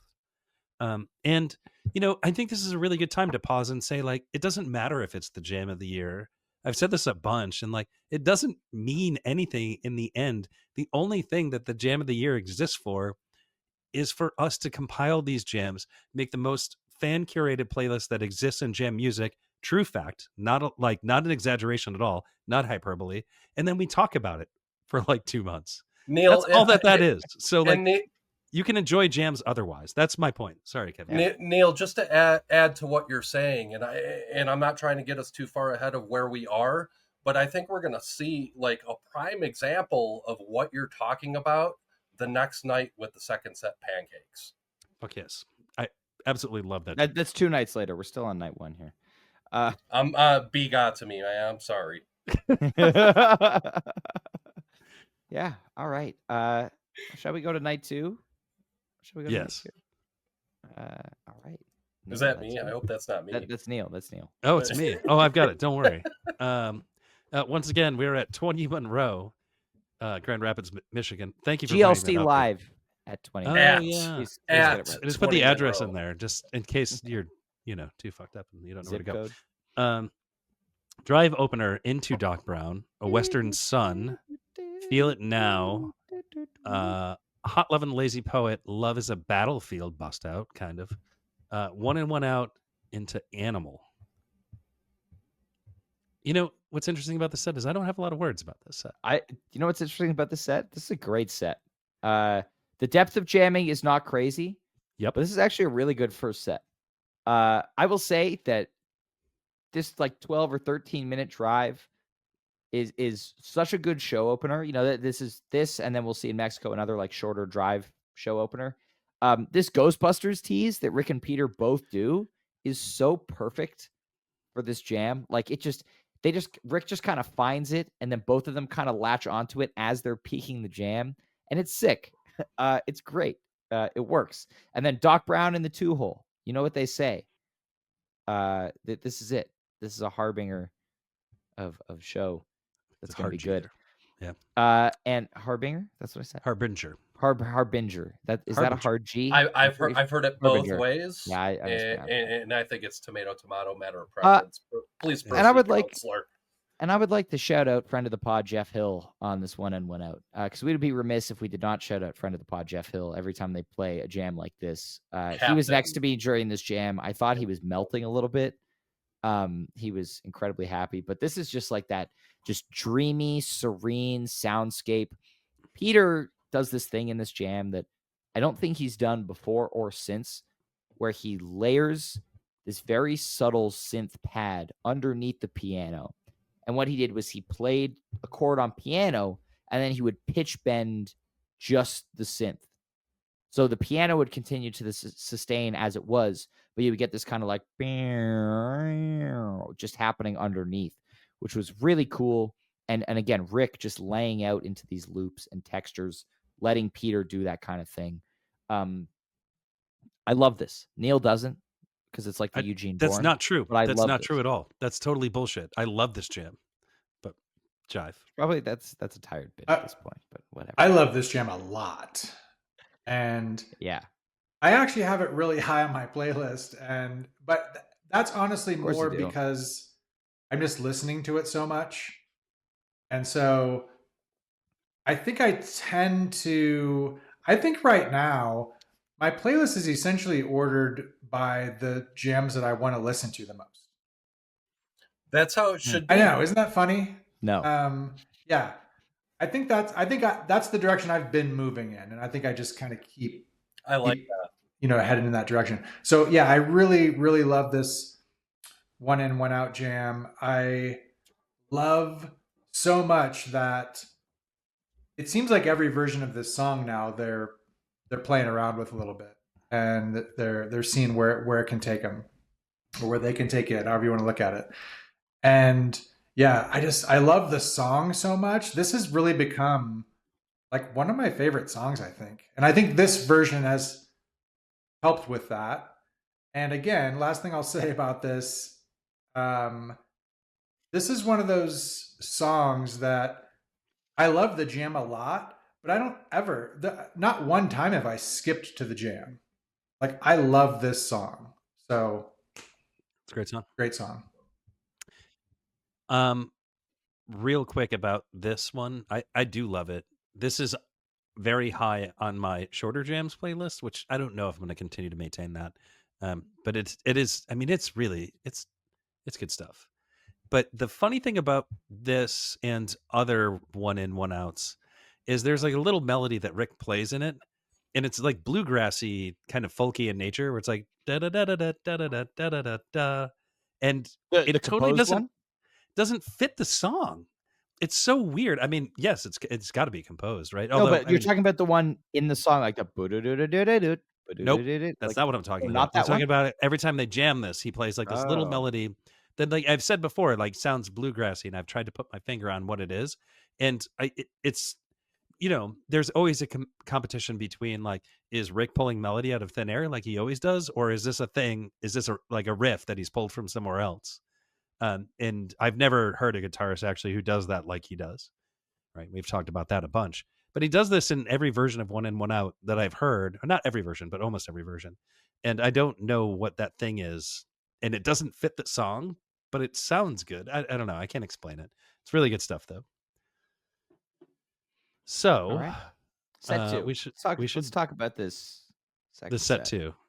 So set two opens with, I mean, an incredibly large drip field. Huge, massive. A massive drip field. Girth. A uncharacteristic This Old Sea.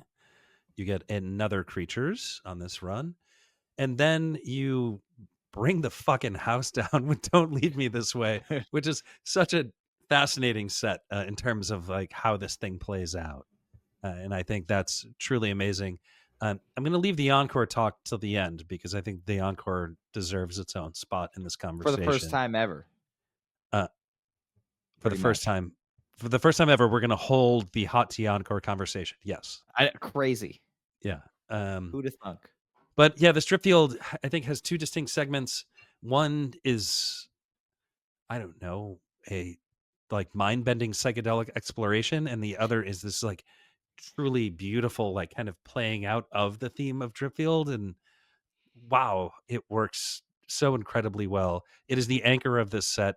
You can get into kind of the rocker that This Old Sea is, which I think is great and is a nice add-on to that. And I just love the way that this plays out with Don't Leave Me This Way. It's really it's a good set.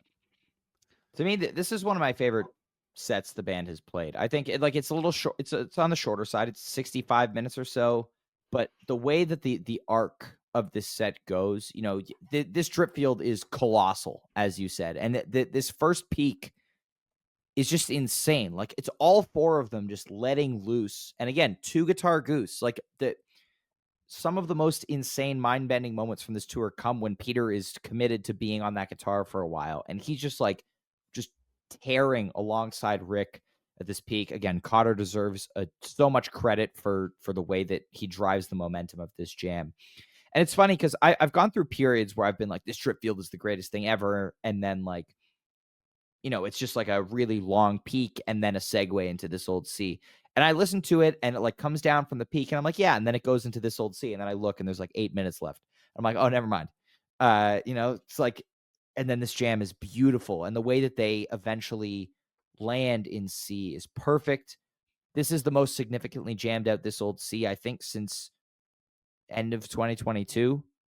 If I'm not mistaken, like you had the Red Rocks 2023, but so I guess since 10/5/2023, and you get that kind of like it's now like a standard thing that they can pull out, that like kind of that ride cymbal pattern that Cotter's doing here in that kind of like rocking mode, which is great. And then you get one of the other things they've been doing is like going into a song like Creatures, where Peter will pick up the guitar 2-3 minutes before the segue and they'll really wind their way in. And this is not like, we've heard a lot of times kind of just like abruptly going into Creatures in a slot like this. And they kind of do it. And the way that Peter starts playing the riff slowly and then speeds up the tempo of his delay to go into the song is so good. It's so cool. And then the arc just finishes with, as you said, Neil, bringing the house down with Don't Leave Me This Way. This is, I thought in the moment, and I still think, this is what they wanted on New Year's, that they didn't really capture with the energy of this song.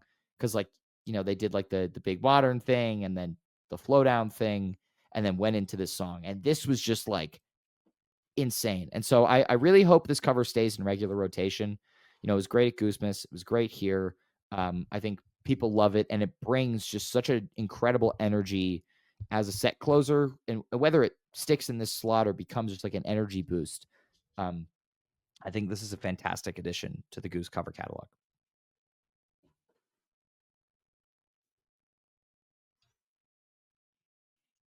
B, you got thoughts? Yeah, I mean, I think we all have a lot of respect for this drip field and have it kind of ranked pretty high on our list. So yeah, I won't say anything else about that. And yeah, it's funny. I had kind of forgotten how cool that segue from This Old Sea into Creatures is. And I wanted to say, I'll talk about this again during the Mexico shows, but I really like how they've been approaching some of these. Now we just kind of hammered them for the Moby one, for the Inside Out Moby. Yeah, but that's been the outlier, right? I think what we've been seeing more of are patient segues where I like to just think that they take it to kind of an ambient space as they're segueing, and I feel like I've always wanted them to do that, and I kind of feel like that gives you more freedom to make a smooth segue because you're not trying to, you don't have to be, maybe as graceful on the fly with it, right? Things don't all have to fit together perfectly at a high tempo to nail the segue. I always felt like this is a really good opportunity almost for bands to kind of cheat a little bit in that respect, but I love how it sounds. So I don't think it's a bad thing if we consider it cheating, but I do think it makes the segue. I would think it makes it easier for them because when things are moving more slowly, they're generally easier. But anyway, we'll talk, I think, a lot more about that when we get to Viva El Gonzo shows. But this definitely is another example of that from earlier in the year. Great segue. All right. Should we encore that shit? We should talk about the hot tea encore. So, the pod gets results. We've said that before. We have said encore that shit with hot tea. What we didn't say was encore that and make it one of the most unhinged fucking jams you guys have ever played. Yeah. And so thank you, Peter, Rick, Cotter, and Trevor for taking that ball and running with it. Because holy fucking shit. We should be Holy thanking shit. Jive Goose here. Let's take a moment. Yeah, let's thank Jive Goose. Yeah, just a like little the bit pod about- gets results, Jive Goose gets results, people. Jive Goose does get results. Wow. This is maybe this is the all-timer hot tea. There's some conversation I think this there is to be the had. GOAT. And this is certainly What, not are you the gonna pick all-timer Portland? type of this Aspen. jam. I think there are better jams that do the thing that this jam does, but like encoring with something like this is truly remarkable. It's ballsy, I will say that, because your fans are like, I want to dance, and you're like, we're gonna play something that you absolutely cannot. They're like, dance this to. ain't Juxtaposed Toronto. with something. Yeah. Right. No, like we're but gonna it's- play something. Yeah, that's it's- just like crazy. Yeah, it's brilliant. The juxtaposition, their danciest song, outside of maybe Thatch, with like the impossible to dance to, like just total mayhem. Well, And and the craziest I part love is- this. And the craziest part is that this is it's a Friday night. They just played a crazy set. You're coming off the stage after Don't Leave Me This Way, and they start hot tea. And my first thought was like, yeah, they earned this hot tea encore. We'll do the 18, 19 minute, Rick is going to solo. It's going to be a lot of fun. We'll do the thing. And then they go into that, first little tension build, and I'm waiting for them to pull back into the song. And then they just don't. You got the Cotter solo break, you get the Trevor solo break, and they just keep going. And they keep going. And they keep going. And it's like, where the fuck am I right now? This is the encore? Like what? Yep. What? It's amazing. I love this tea so much. yes, this is absolutely my goat tea. Like Aspen, whatever, Portland, okay, this is the tea. Yeah. Well, I mean, see, that's the conversation, right? Is like you're going to talk about Those are the Portland, three. you're going to talk about Aspen, you're going to talk about this one. The three of them couldn't be more different. They're all so incredibly different, and I don't know which is my favorite, but right now, I love the statement that this makes, right? Which is like we're gonna take the one that we used to use as a hook for people, and we are gonna play our most inaccessible jam in it as an encore when we are crushing it in the best run of our lives. It's just everything about it is poetic. I love it. This was for those keeping track at home. This was a Ryan cackles like an insane asylum patient jam. We all knew that. Yeah. Anything to add, B or Kev, on this hot tea? I mean, look, I have to be honest. I know I'm not the only one out there. Yeah. But it's you and Matt from Matt. No, I can't. It can't. Please, it can't just be the two of us. These just aren't the. Now I like rock. I like Westville Rockdale. Right. I didn't love it and have it as high as everyone else. I think Peter and I had it at 6 overall. But this tea though, it doesn't have enough even as the Rockdale did to kind of keep me interested. This style of jamming just isn't my favorite thing to just kind of recreationally go back and listen to. So it doesn't get a lot of replays for me, and might not even be on my playlist. It's not right now actually, but we'll see. Kev, anything to add here? I'm good. Thank you, Kev. All right. Well, let's move on to our final show of Winter Tour here, Grand Rapids Night 3. I just want to highlight, if people haven't seen at this point, for our day after show for this, Neil and I were joined for a few minutes by Cotter, which is really cool. He and I were both stuck with flight delays in the Grand Rapids airport, and he graciously came on the pod for a few minutes. So it was really cool to get some of his insight on this show and the tour at large, kind of, immediate, day after, as those pods tend to be. So go check out that episode if you haven't already, even just the first 5 minutes. Hear what Cotter I was there too for a few minutes. You were there for a few minutes. You popped in from the birthday party. Asked some hard-hitting questions. You weren't there when it was live, though. You were there before we went live. That's when so nobody knows. That's people are finding this out for the first time. Yeah, Jive Goose was there, guys. That's when I asked the hard-hitting questions. All right, Grand Rapids Night 3, February 15th, the last show, Winter Tour. First set, Give It Time, Dawn, Echo of a Rose, Jive 2, Big Modern. This set is perfect. This set is flawless. There is nothing wrong with this set. Wow.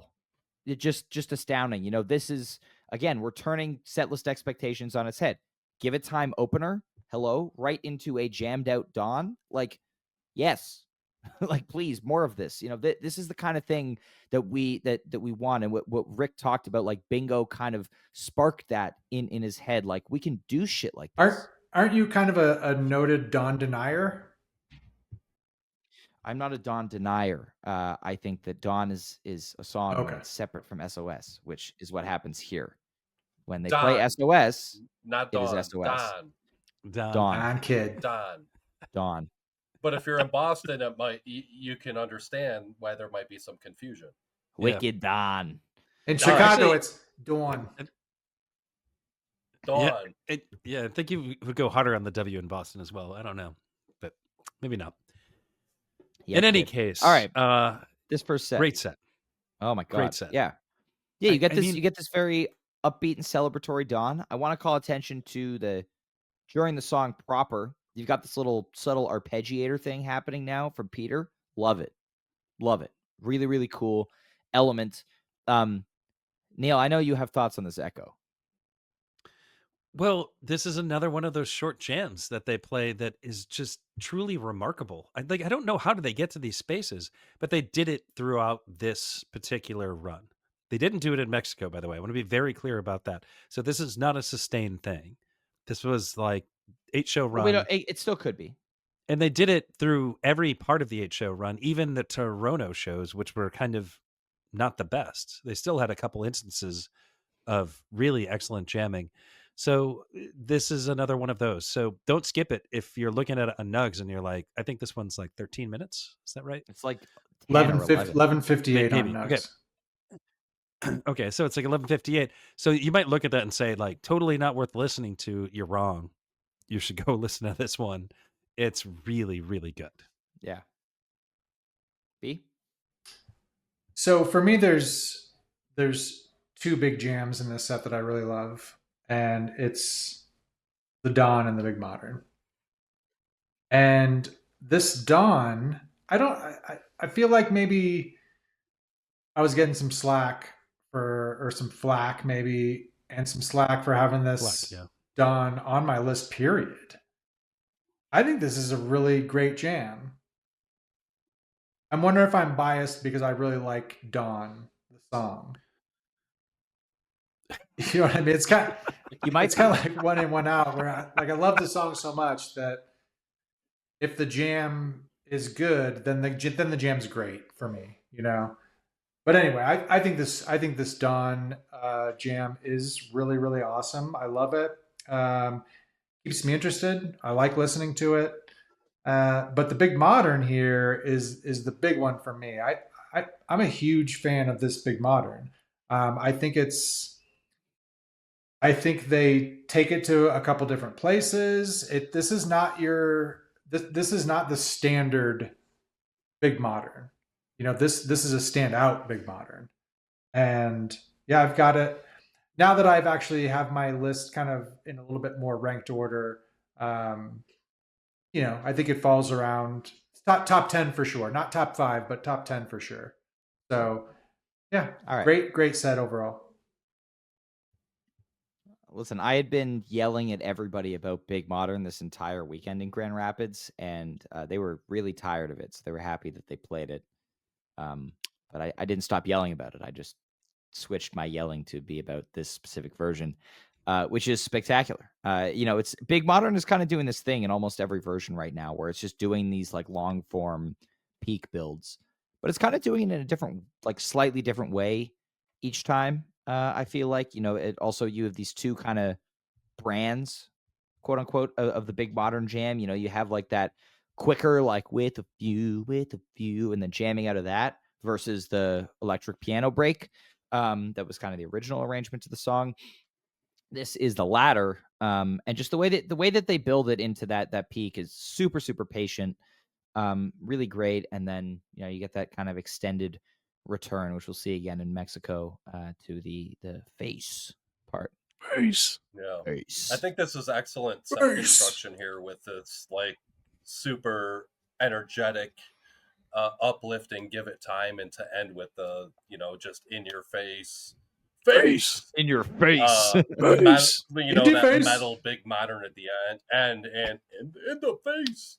But I think just in general the set flowed really well, and it just happened to include a bunch of songs that I like: Give It Time, Dawn, Echo, Jive, and finishing with that just monster BM. I mean, what a great set. Well, so the thing that we like talked about the whole time this run was happening, which I think distance has given us a different perspective on this, but is the set listing throughout is fantastic. Whether or not the jams came to fruition is another story. I think there are certain sets where we looked at them, and I think I already said it once, where I was like, ooh, this set's not so good. But it's only, you know, just kind of listening to it. But like looking at it on paper and the way they constructed it is, I mean, really something. And this one is where they just absolutely crushed it. They're absolutely. Like, all right, let's open with our radio hit, because we can't play it anywhere else because we closed with it to end the other run. And then we're going to play the jam section, the, you know, best jam section we've got to of a song in Dawn, and we're going to stretch it out 20 minutes and see what we can get out of it. And that in a 2-hole is brilliant. Yeah. I mean, it doesn't get much better than that. Then they catch lightning in a bottle with a really excellent Echo of a Rose jam inside of 11 minutes, which I don't know how the hell you do that. Then you get Jive 2 Big Modern. Brilliant. It's just such good set listing. It's just nuts. And you know, and I think we all maybe gloss over the Jive 2, but that's Best It's jive. the best jive, and I love to see it. And any set that has Jive 2 in it is a set that I want to listen to. Dope. There you go. Name right. All right. Second set here. And of course, just like the previous night, we will leave the encore for later. Thatch, Pancakes, Spirit of the Dark Horse, Hunger Sight, Tumbles, Sinnerman. I mean, you get the Ocean Wave in Thatch, very patient build. This Pancakes is short, but it's one of the greatest Rick solos I've ever heard. Like, brought me to tears in the moment. Just there's so much emotion in this jam. Dark Horse, always fantastic. Ripping Hunger Sight. Tumble, whatever. At this point, I know what they wanted to use it as the launch pad into Sinnerman. There were kind of some issues with the arpeggiator getting it going, and then they just went into Sinnerman, and Sinnerman brought the house down, as it always does. Can I just say, I'm so happy Sinnerman is in regular rotation again. We didn't see it for a year and a half. It's now been played 6 times since last fall. Super, super excited about that, because this is also one of their best covers, I think. As a second set closer, like, this song crushes 100% of the time. It's so good. Like, the beat, and that, just like SPAC, they came back on stage for the encore, and Peter was like, yeah, like, our tour manager Sam was like, she's never seen anything like the way you guys were dancing during that Sinnerman. Right. Like, which is crazy, because for anyone who doesn't know, SK comes from like an EDM background, so like, she's seen some shit. But yeah, Like people dancing. yeah, like people. Yes. I mean, people dancing pretty hard. Well, but I mean, EDM shows, you see a lot of shit, but there's like people dancing, and there's all kinds of other shit happening A too. lot of glow sticks. Yeah. Yeah, that for sure. Well, yeah. Who has thoughts on the second set? I would like to talk about the Pancakes. Yes, please. Yes. I mean, because that's the thing you want to talk about when you talk about the set, because it is a remarkable piece of music. It is. There was some discourse around this Pancakes, Ryan. I don't know if you recall this. We did the Zoom meet with Uncle Fred's Jive, who won this past The three-peat. The three-peat, man. What the fuck Same. is this guy doing? That's another conversation for another time. But the topic of this Pancakes came up in an alternative, like, what do you think is a good jam? And the only criticism people had of it, in terms of why it wouldn't end up on their Johnny playlist, was because it's, I don't know what the runtime on it, It's 13 on it or was, 14. but I think it's 14. 14 minutes, I think it was. But just because of that, but to what you just said, like, to your point, like, that is some of the most emotional guitar playing that I've ever heard Rick play to date. So this is one of my favorite songs that came out of this run.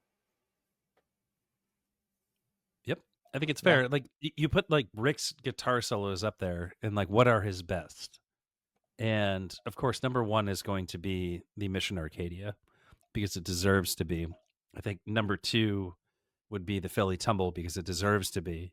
And then I think, strangely, this Pancakes is in the neighborhood of those other two iconic songs. I hope some of the discourse that we're having right now sort of raises the stature of this Pancakes, despite it only being 14 minutes long, because I think it deserves a little more attention. Yeah, it deserves to be in the conversation with those two, not as like, all-timer jams, but all-timer guitar solos, for sure. For sure. I think more people want to have more jams like this on their playlist and in the bracket. I mean, I think it's fair. I almost wonder sometimes if there's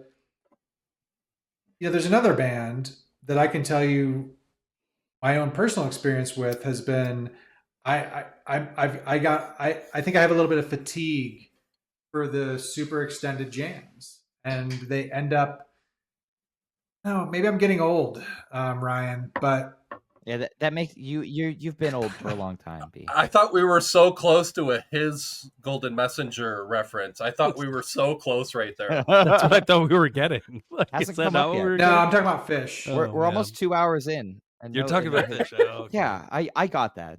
So anyway, I think it's actually really good to point out these jams. So thank you for articulating that, because I think there might be a subtle shift for a lot of folks, where it's like, yeah, man, I don't know. Do I need another 27-minute arrow on my playlist? Or Yes, you do. Yes, you do. You I don't know. absolutely See, do. What are you talking about? see, there you go. I think that's the attitude right there that I'm talking about. You know what I mean? All I said was 27-minute arrow. I didn't even say if it was good or not. You're like, no, it ought to. Yes, it belongs That's there. fair. It's there. It's on it. Yep. Top 10 jam, Anyway, baby. Fair. keep pointing those out, and if I miss them, point them out to me. Because those are the jams that I want to, go back to. Also, I love the efficiency. Yeah. Yeah. All right. Can we talk about this encore? Yeah, we probably should talk about it. So greatest encore this band has ever played. Can we agree on that? I think that's right. B, what would you put above this? Oh, yeah. I see. No, I was Sorry, given. Kev, I didn't see as much given skepticism. A little bit of a subtle nod. I think there, because I can't think of anything. All I could go look, but I don't know. Because there isn't. I have fatigue of that There kind of isn't thing one. too. Kev, do you have? And so I would qualify this just by saying that at the end of a show, the band has a choice in the kind of energy they want to leave you with, in the way that they want to punctuate the end of their journey. And this was a big fucking exclamation point on the show. I thought you were going to talk about the hot encore that we saw. You're talking about tonight, or this show we're talking about right now. A close second B. But Monavon, no. hot. Like it's right there. When you want to 1A, talk about 1B. four-piece goose, that's how you juxtapose the four-piece gooses right there. There It's you go. hot versus 726 and maybe the best. It had its downsides. Do not besiege the development of the band. There we go. I just want to say before we talk about the music of this encore, this kind of thing is only possible when they play venues with no curfew, or when they have ticket time 4 hours before curfew instead of 3.5. Well, no, pause. Actually, yes, and it is. It only happens when they don't give a fuck and they just want to blow the doors off the place. No, but, so, but that's a very sometimes they don't important have the part of this. option. But sometimes there will be a show like that where maybe they want to do a 726 Monavon like this, but they have to play Love Light because they only have 4 minutes until curfew. Yes. So, yes, they are not going to do this every single time. Right. But they don't always have the option. And so I haven't really paid close enough attention to the ticket time versus curfew for this upcoming tour. I'm hoping that they learned a bit from February and wanted to do a little bit longer ones, or in the fall at least. But I continue to implore the band, like, take a look. If you're able to do ticket time 4 hours before curfew instead of 3.5, it makes all the difference in terms of being able to do. It's only part of the equation. It's only part of the equation. They have to want to do it. Correct, but it gives them the ability to if they want to. Sometimes they might play a 5-minute Love Light encore, which is totally fine. But when you are forced to, like something like The Man, if they had if they had started The Man 30 minutes earlier, think of how the end of that second set goes differently. But they didn't want to, Ryan. That's the point. What? It only matters when they want to. Sure. Anyway, but let's I get your point. Encore. Yeah. Okay, you get my point? You get my point. We can do that, but I think to Neil's point, there's some understanding. Like, you can't just conjure the best music in the world out of thin air. Like, there has to be a vibe to it. Like, and I don't, we're a bunch of dudes talking about music right now, and I don't want to make sports analogies about this. Oh, come on. That's why you have athletes that sometimes are good one night, not good the next night. Like, something just isn't clicking the right way. That's fair. So all right, let's talk about this encore. 726 Monavon. So going into this encore, I was like, even despite the tea the previous night, I was like, we're gonna get an Empress. We're gonna get something quick. It's gonna be, the end of tour. They're gonna be, thank you guys so much. Give us a little dance party. So 726 happens. Beautiful. Whoa, this song is amazing. That was the kiss. That was the kiss. And then this Monavon is fucking wild. Every time I listen to it, I'm like I have a new level of like, fuck yeah. Like there's so many things. It's Westville Rockdale with 2 guitars. It's just unhinged throughout the entire thing. Every single member of the band is completely locked in from minute 1 to minute 22 or 23 or whatever. But I think my absolute favorite moment of the entire jam, like just any one thing that any of them play, is when they come out of first of all, unlike Milwaukee, this one is like it goes for so long in this crazy deranged territory. It's not just like 4 minutes of this build and then ripping Madhavan, but when they go into that ripping Madhavan section towards the end, Trevor does this like ascending thing. Like he doesn't hit the one the way that they usually do. He does, but then he keeps going up the neck, and it just drives it forward even more. And every time I listen to that, I kind of have the same reaction that Peter has when they re-enter Madhavan, and I won't subject everybody's ears to me whooping loudly again. But like that noise from Peter when they get back into the end and he lets out that woo, like I'm like, yeah, like and it's right into the mic. Like it's not like he was like near the mic and it happened to pick him up getting excited. Like he goes right into the mic, and God, Yeah, this jam is incredible. Like it's so good. You, Jive, Kevin, and I could form a band today, this very moment, and we could play absolute cacophony, right? And it would sound like mayhem. And I'm sure we could make it sound like scary and weird, and we could do all those things, even though some of us are musicians, some of us aren't. The one thing we can't do is tie it up like a bow. Keep time. The way that this we wouldn't band be able does. to keep time together like that. And Seriously. there's brilliance in the way They that don't they have a play Cotter this jam. or a Rick. And well, or a I mean, Peter or a Trevor. Yeah. The for thing 4. to remember in all of this is it sounds like they're not playing together, but they're keeping perfect time. Yep, absolutely. And then they, just like that, come back together. And when Peter like howls like that, it is because he's like, holy fuck, I can't believe we did it. Yeah. And because that's hard to do. It's hard to completely just walk away from like the structure of the music and keep your own time and then come back together in the way Neil, that they did. Can I jump in for a minute? Well, just let me just finish my thought really quick, which is like, that's what I love about Westville Rockdale. That's what I love about this Madhavan. And that is not every jam that they play like this. And I want to be very clear about that. Like folks say, well, it's cacophony and they're all the same. They're not.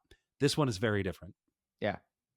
Kev, go ahead. I think in general, and I'm going to tie this back to like I came to Miles Davis a lot later in life than like if you're a music player or you're a jazz player or something like that. But listening to like Bitches Brew totally unlocked. Like I listened to that, it was like, holy shit, that's a jam band album. and then when I hear like them play this Madhavan, that is it, and I'm not trying to insult Miles Davis and what happened on that album, but to your point, like there is intention, and some people don't like that people are doing their own thing, but they're still keeping that time. It makes them uncomfortable, like auditorily when they're listening to it. But I absolutely love that shit. I love that the there's like discomfort. different. Yeah, I love that there's different things going on. Yeah. It sounds random and a cacophony, like you said, but it's not.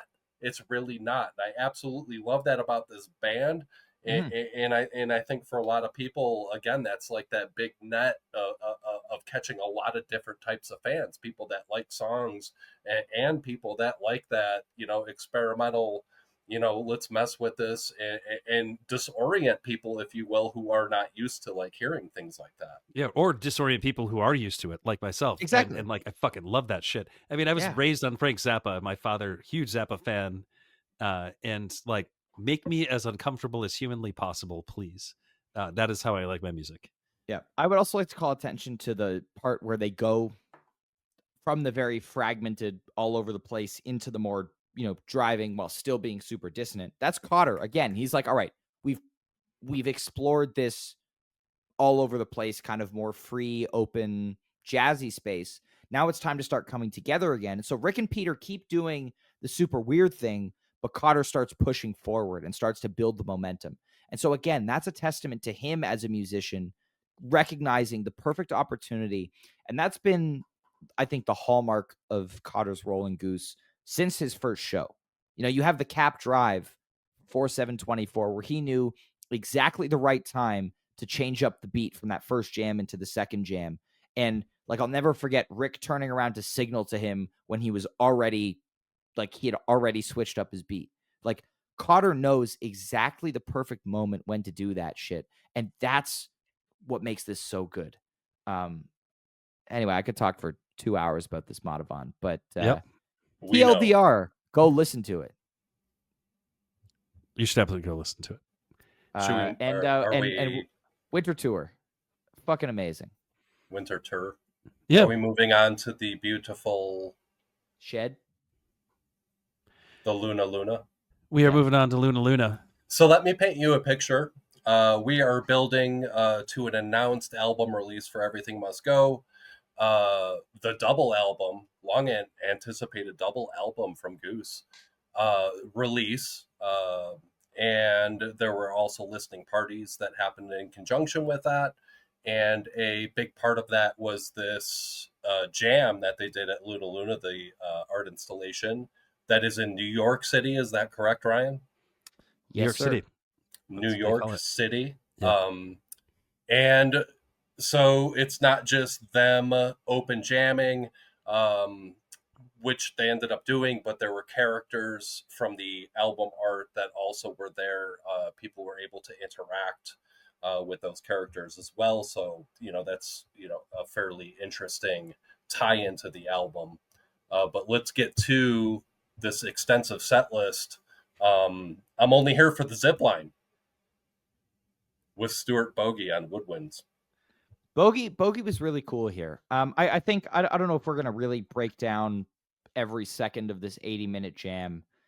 I would say if you haven't sat down with headphones and listened to this whole thing straight through at least once, definitely do that. Because this is Goose putting themselves out there. This is them taking a chance. Up until this point, they've only done something like this in the Chateau, presumably. But booking a show, even like with Stuart Bogey, and we're gonna be like, and being like, we're gonna play in the round. We are gonna improvise for 80 minutes, and that's gonna be the show. That's a big chance for them, and that's part of why I was so excited about it.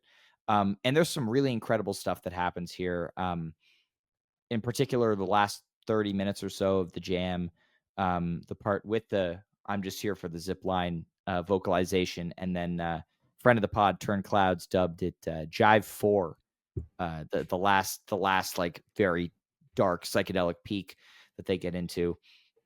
But this is amazing. This is an amazing listen to me. And I just commend Goose for taking the chance like this and doing this in front of a crowd, because this is not an easy thing to do, because at a show, they always have the safety net of we can segue into a song if we get lost in a jam or we're not connecting. Here, they had no choice. They and it was circular. They were surrounded by fans in the round. Smaller rigs, they don't have their full arsenal of sounds available as well. But I think the biggest thing is the lack of safety net there, and also having the introduction of a new element in Bogey, who picked his moments when to be super active and when to kind of hang back and let the other four of them go perfectly. So kudos. So a couple things to say about this. Maybe we should someday sit down and analyze this thing minute by minute, and that would be a neat podcast. I don't think that's what we should do today.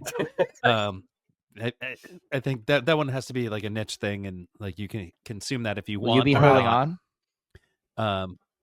Yeah, Jive's out. But so the point I'm trying to make here is that this is not unfamiliar territory for the band. This is a thing that they normally do.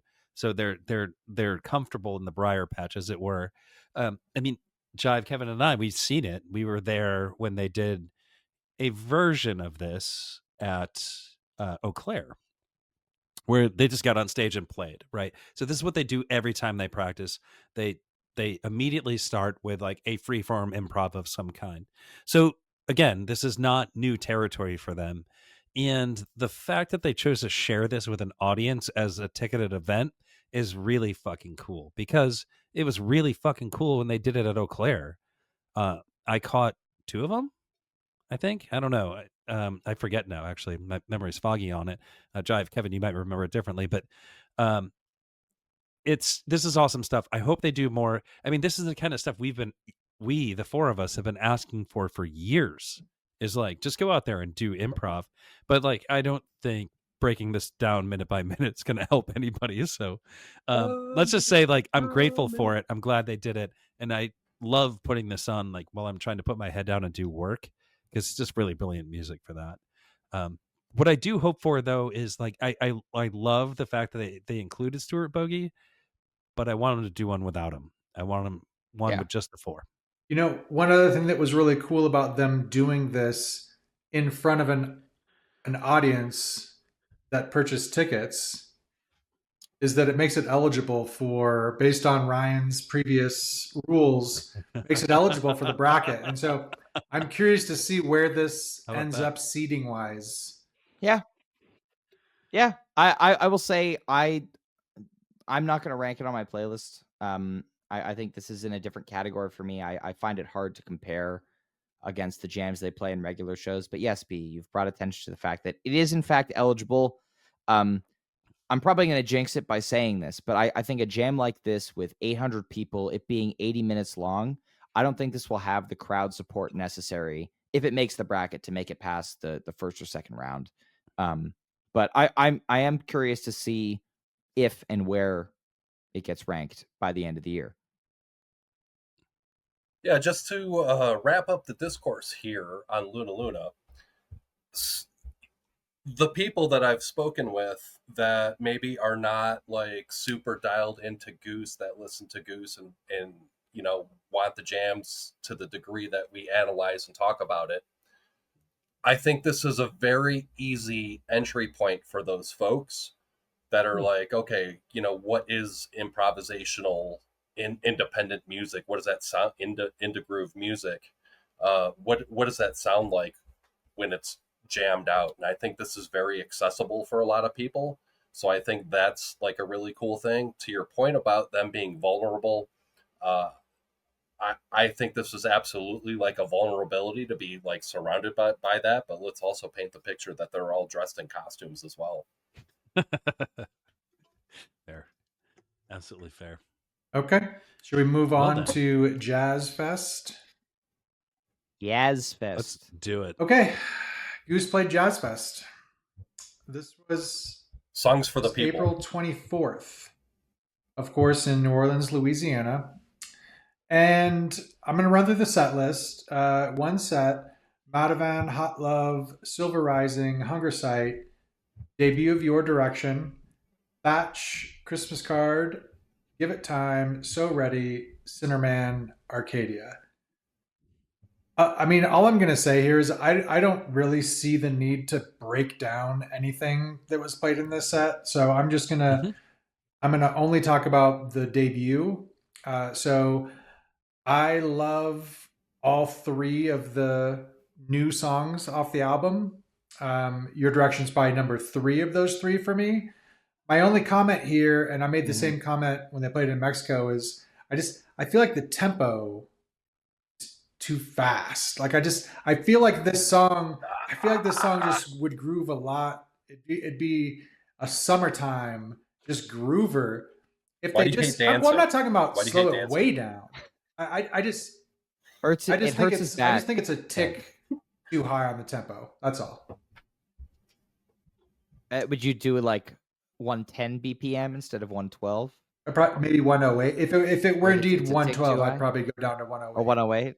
Okay, a 108. All right. Okay, Goose, if you're listening, Drive Goose has opinions. I would just say listen to the beginning of Sinnerman. Really sick intro for Sinnerman here. That's all I got on this set. What I have on this set is this is a festy set. It's a different kind of festival crowd. These folks are familiar with lots of types of music, but in a festy set, it's pretty goddamn ballsy to get out there and do Christmas Card from a Hooker in Minneapolis. Yeah. Like, holy shit, man. And that's not even like at the beginning of the set. It's like right at the end of the set, right before they do Give It Time. And I absolutely love that. That just is like, hey, listen, we've been here before and we're going to do our thing. And our thing is Christmas Card from a Hooker in Minneapolis.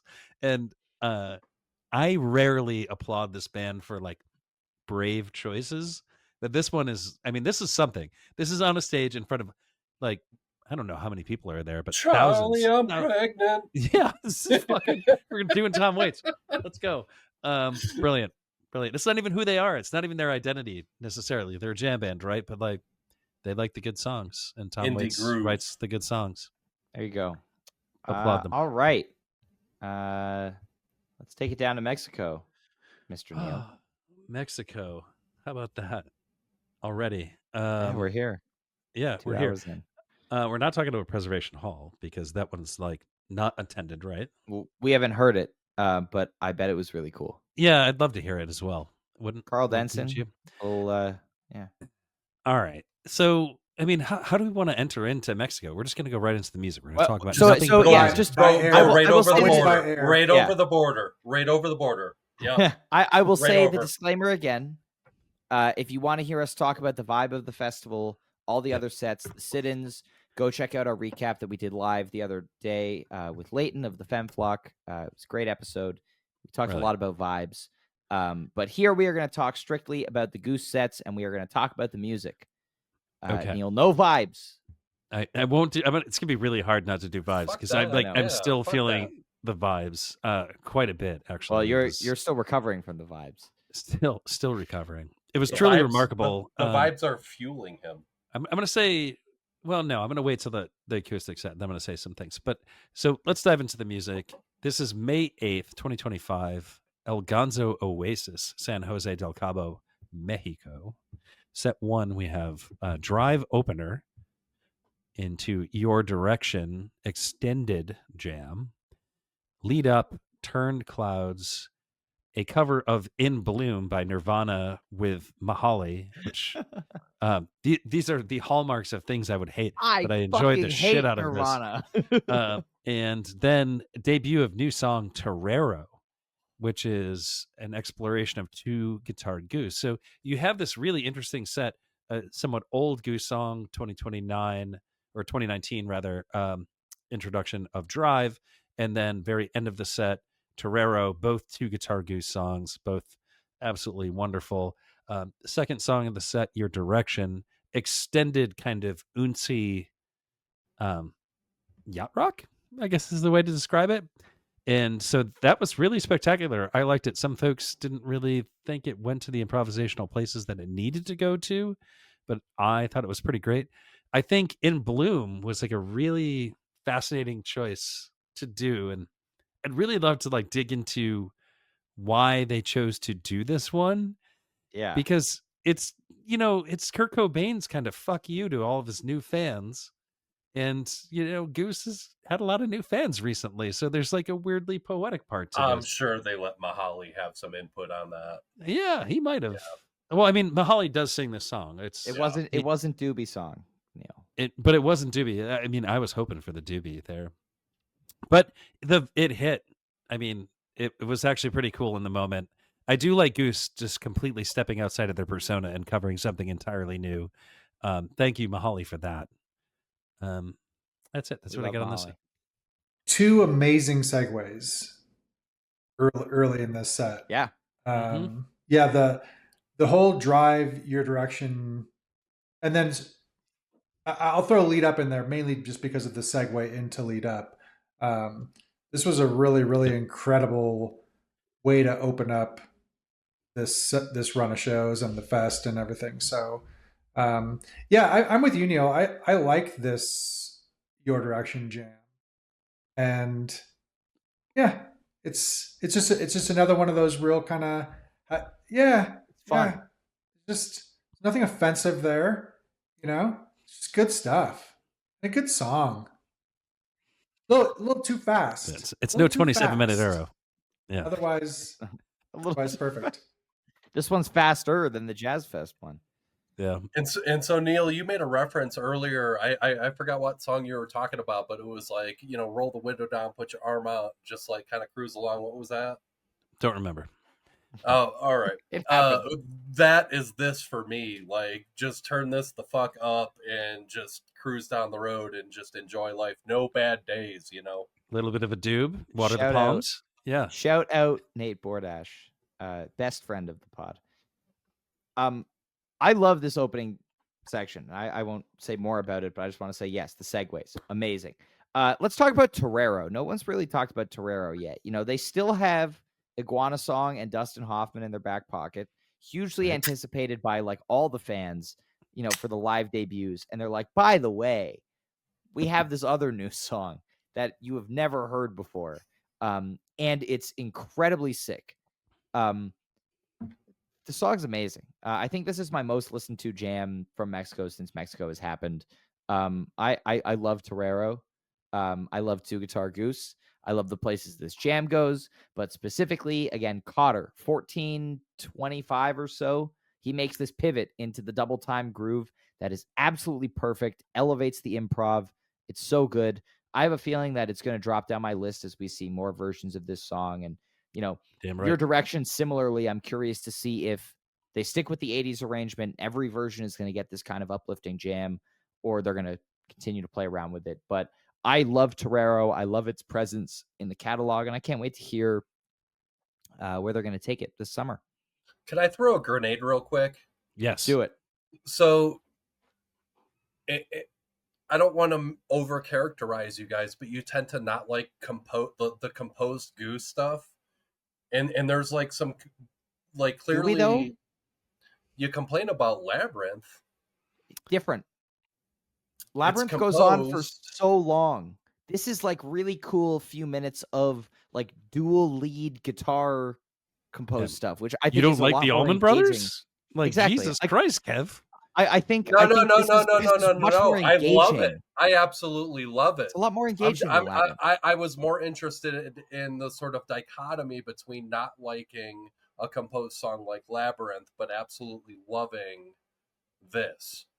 I love this song, but I'm just curious, about that dichotomy. I don't see this as composed. They're definitely composed pieces. Certainly the twin lead parts are composed, because if they did that shit on the fly, that would be miraculous. But there are two guitar sections of improv in here, and I think it's good.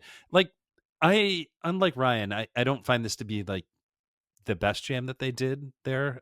I actually have a hot take about that people disagree with, about what the best jam is in Mexico. But this was fun, and I enjoyed the shit out of it. And anytime Goose does anything new, I'm pretty stoked. And I was stoked about this. And this strikes me as like a Chick Corea sort of, like something he'd be playing on or playing with, or you know what I mean? Yeah. Definitely that like jazz fusion-y element to what they're doing here. But I love that they put together this twin lead guitar thing. And watching Rick and Peter play it for the first time, like they both seem so excited. And I know, we're talking about the music here, but shout out to Peter for playing through food poisoning at this show. Yeah. He and I had a conversation the morning after. It sounded awful. He was much better the next day. But it took a lot to get him up on that stage, and thank you to the folks who got him up there, and thank you to Peter for actually having the wherewithal to get up and do it, because it sounded shout out to like Becky agony for nursing him all day. Yeah, just real quick, I still have Torero on the mind. So do I. To paint the background, am I correct in understanding that song was written like that day or the prior day? That is a rumor that has been circulating with no basis in reality or actual source. And we also know, like, even when the band says like we wrote it just 2 days ago, that's not necessarily true, because they said that about Thatch when they were on Taboo's tour, and then we found pieces of Thatch in two different sections. And then we find out that Rick wrote it when he was 7. Well, it was like Rick pulled the voice memo 2 days earlier and made a song out of it, which I think counts as writing the song. But regardless, let's talk about some yacht rock here. Let's go to set 2. Okay, set 2. Where was I? Oh yeah, Ride Like the Wind. Into the Mist. Into the Mist. Ride Like the Wind into the Mist. Ride Like the Wind into the Mist, which is brilliant, actually. So almost as brilliant as the segue. Yeah, if you're not familiar, Ride Like the Wind, Christopher Cross featuring Michael McDonald. Brilliant piece of music. This is so good. And then, who better to do the Michael McDonald part when Goose covers Christopher Cross than Cotter Ellis turned way the fuck up. That's actually what happens here. In any case, Ride Like the Wind, Into the Mist, Give It Time, Fish in the Sea, Big Modern. And I mean, like, improvisationally, there's not a lot to take away from this set, but I had a lot of fun. at the show. You get a 20-minute or so into the mist coming out of Ride Like the Wind. Some folks really dug it. I didn't really dig it. If you really dug it, you should probably speak up now. I don't know. Are we Well, I talking didn't about re- Ride Like the Wind? No, we're talking about Into the Mist. Kev really dug it. Oh, I This did. is a good I mist. did. This is I a good liked it. mist. The segue is probably the best part of it. I like it's fantastic. And if you didn't notice, they were going into mist right away. Like you suck at Goose. We He's had some talking about lyric. me. We, He's we talking had- about me, in case Yes, you're wondering. just for the record, I'm talking about Neil. But We no, had- this is we a had- good mist. But There yeah, were some lyrical flubs there, right? Like there were a lot of lyrical flubs everywhere all Mexico. weekend. Yeah. fucking tequila, man. Yeah. Well, as Peter said before the set started, he came on stage. He was like, "My man Rick just popped the We tequila brought the bottle on bottle up." stage," and then Rick kind of gave him a look like, "Huh?" And then went up to the mic and was like, "It's not." I think the segue out of Mist is the money segue of set 2.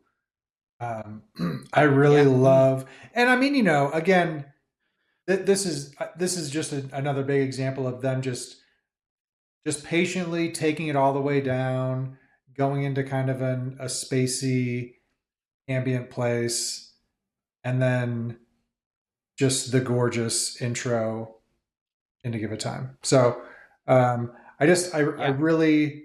can't say it enough. I really love how they transition, and maybe sometimes transition is a better word than segue with things like this, where they just take it way down, go into some ambient space, and then slide into the next song, right? Yeah. But yeah, and then we'll see that again. And then the only other thing that I would mention about this set is the Big Modern has just a pretty fire outro jam, or final jam before they complete the song. And I love when Rick does the thing where he smashes the chord on the one and then immediately goes into run some lines, and then it comes back around full chord, and then and just kind of keeps recycling around like that, but fast and powerful.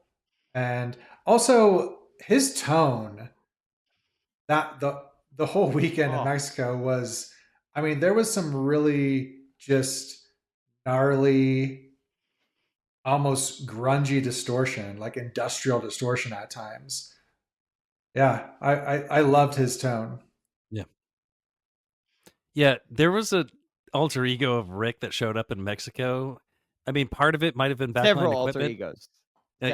Several alter egos, and they did not have backline equipment, Neil. Was it all? It was all everything. Gear. Everything all came on a truck all the way to Baja. Yes. Yep. That's risky, man. That's risky. But they did it. Well, we'll see when they show up in San Francisco.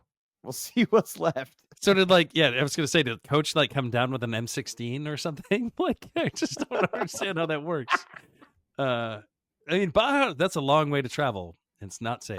By the way, how easy was it for everyone just now to visualize Coach with an M16? Coach with an M16. just paint the tool in there with the rain stick. With just like a Vietnam flick, he's got like a toothpick in his mouth and he's sweating and he's got some camo shit in his face. It all works. What are we doing here? Can I talk about the Big Modern, Neil? We're digressing. Hey, listen, Ryan. it's getting to be the end of the pod. This is what we do. We're digressing. I know, but I would like to talk about the Big Modern instead of Coach with an M16. Big finish. Big Modern with an exclamation mark for a reason, because this is the best Goose song. God, this jam is so good. I understand why you're not as high on it as I am, and I'm sure with time I will, cool off on it. But we are currently just over a week since I saw it happen, and I love this jam so much. It's really about that collective full band build, and Rick holding himself back until the perfect moment, coming through with those lead lines and just soaring with it. It's incredible. It was the perfect way to close out the first night. And I love Big Modern, and that they come back around. search around in the darkness a little bit before coming home. It's big modern, man. I love this song. It's the best. True. And I love that it has huge jams. So here we have to do the hard part, Ryan, where we just kind of cut this thing off and go to the next day. Well, and not I was talk about to about say everything that happened after. Now But we're gonna talk about the next day, and if you want to Ryan's hear what pretty good happened with the to us transitions. afterwards. He's good with the transitions. Speaking of good transitions, Kev, night 2 opens with a hell of a good transition. May 9th, Viva El Gonzo, Arrow, Bob Don, Draconian Meter Maid, Seekers, Iguana Song, Salt. This first set is awesome. You get Neil's favorite jam of the festival in Arrow. Absolutely incredible work from Peter on that kind of mellow outro, spacey outro with these like Dark Star-ish melodies on clav. Really, really spectacular use of that instrument. Bob Don, proper width. This is a proper width, long proper width, like 11 or so minutes. Yeah. Meter Maid just bliss. Just straight, just like right down the middle. Get everyone dancing, get everyone happy. Fantastic jam. Seekers, we all got to pee sometime. I timed this perfectly.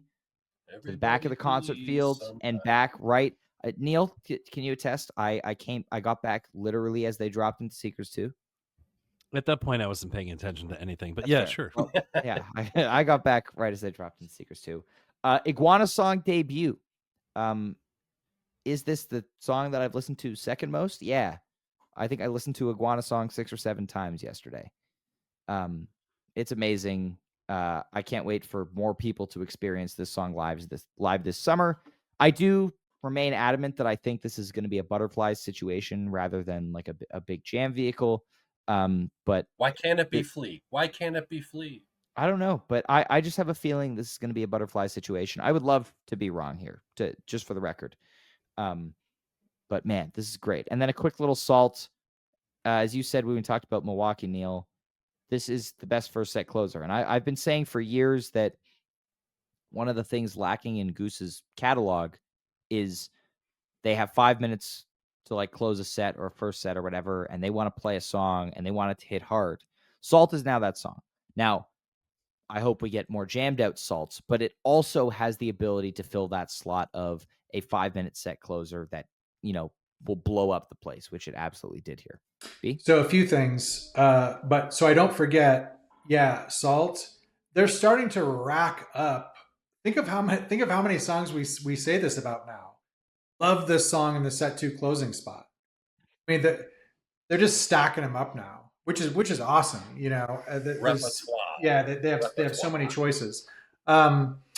This is my sneaky second best set of Mexico.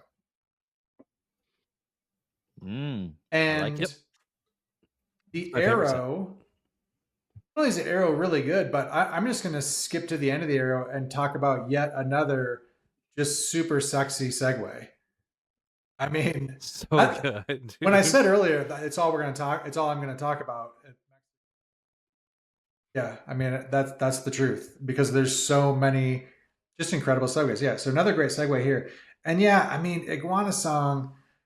I have listened to Dustin Hoffman and Iguana Song off the album, and before the album came out, I just those 2 songs over and over and over, and I think I was really I think we all kind of were really expecting that we'd get both of them this weekend. So it was a little bit predictable, but yet still amazing to hear those first notes. And what else was cool is that I think you can hear it, especially on the Iguana Song, maybe less so for Dustin Hoffman for whatever reason, but you hear a lot of the crowd like show their excitement straight away after the first couple notes. So I thought that's really cool. You know what I mean? This album just came out. Granted, Mexico is definitely gonna bring kind of the hardcore fans, but must be really awesome to kick into a song for the first time live and have a really strong fan reaction like that. That's pretty cool. Yeah. But yeah, they killed it. They crushed it. I have no problems with the tempo or anything else with Iguana Song. They just completely crushed it. Rick's tone again in Iguana Song, I feel like it stands out, just heavy and and he owns it, and it just sounds so good.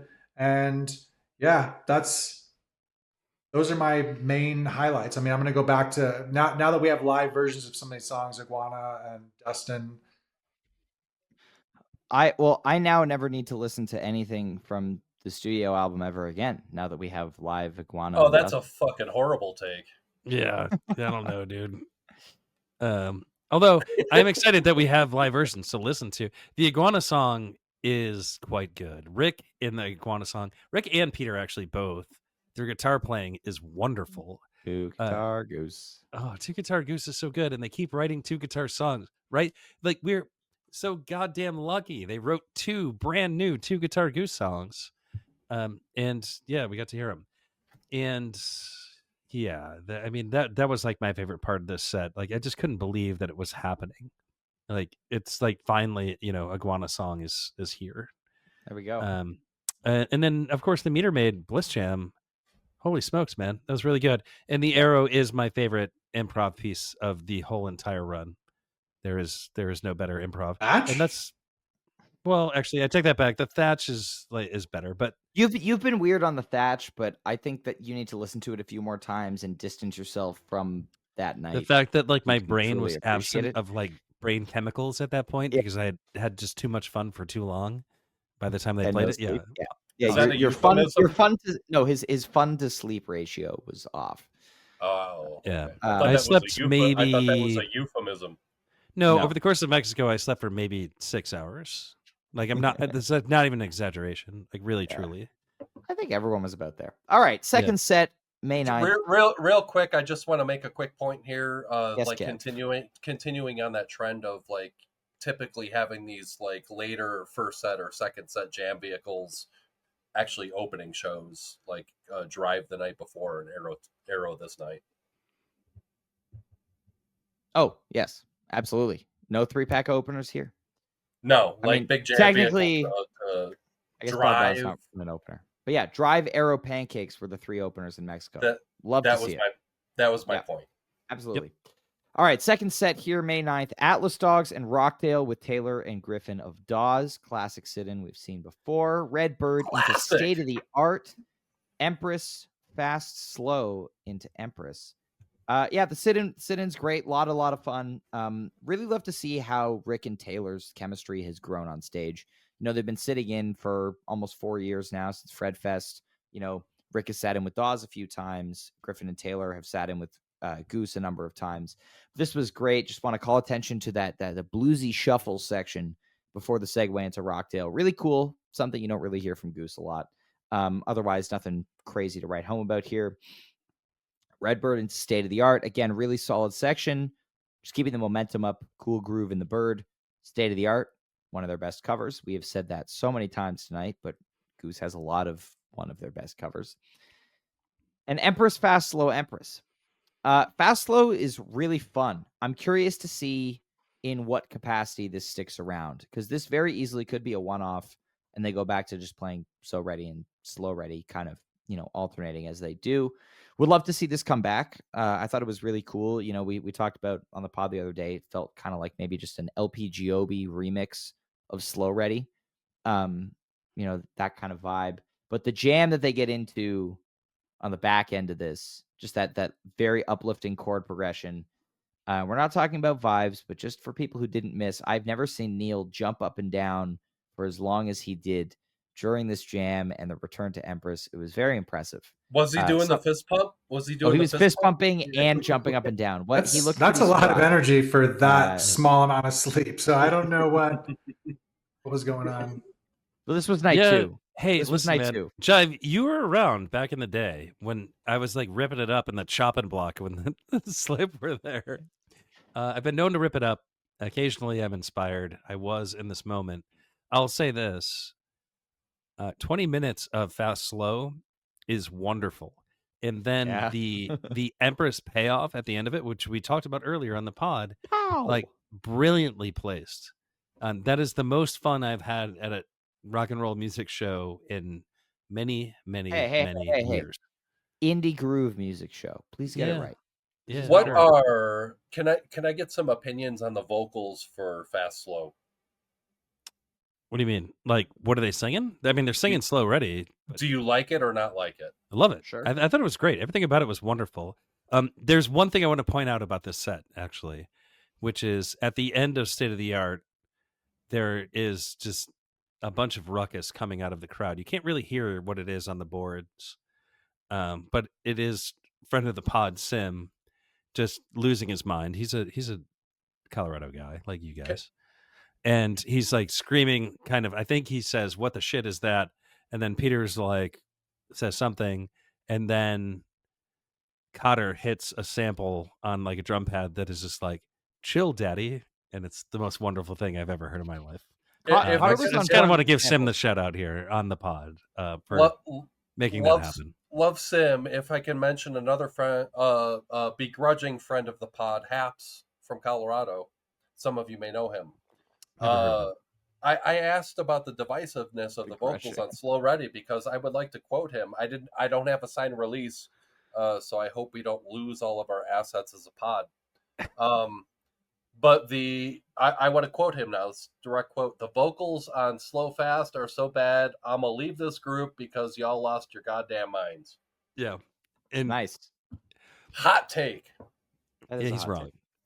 Haps There we is go. often wrong We love you, Haps. about the music. Anyway. We still love them. Yeah. I mean, true. we're 2 hours and 45 minutes into this podcast. Haps is not listening to a second of this. Yeah, that's a fact. All right. Why don't we talk about this afternoon acoustic set, Kev? Are we there? Are we gonna do this? Are we gonna We do are. this? Oh, we are doing Yes. All right, so we have the acoustic set that is going to open up with me and my uncle, written by John Phillips, popularized by the Grateful Dead, with Tumble, Prince cover, "I Would Die for You," "Don't Think Twice," a fabulous Bob Dylan cover, "Don't Think Twice, It's All Right," Atlas, Wood Brothers cover. And then we have Dim Lights, which you guys are going to gush about because, like everywhere that acoustic plays Dim Lights, everybody shuts the fuck up and listens to the song. And we close out the acoustic set with Flow Down.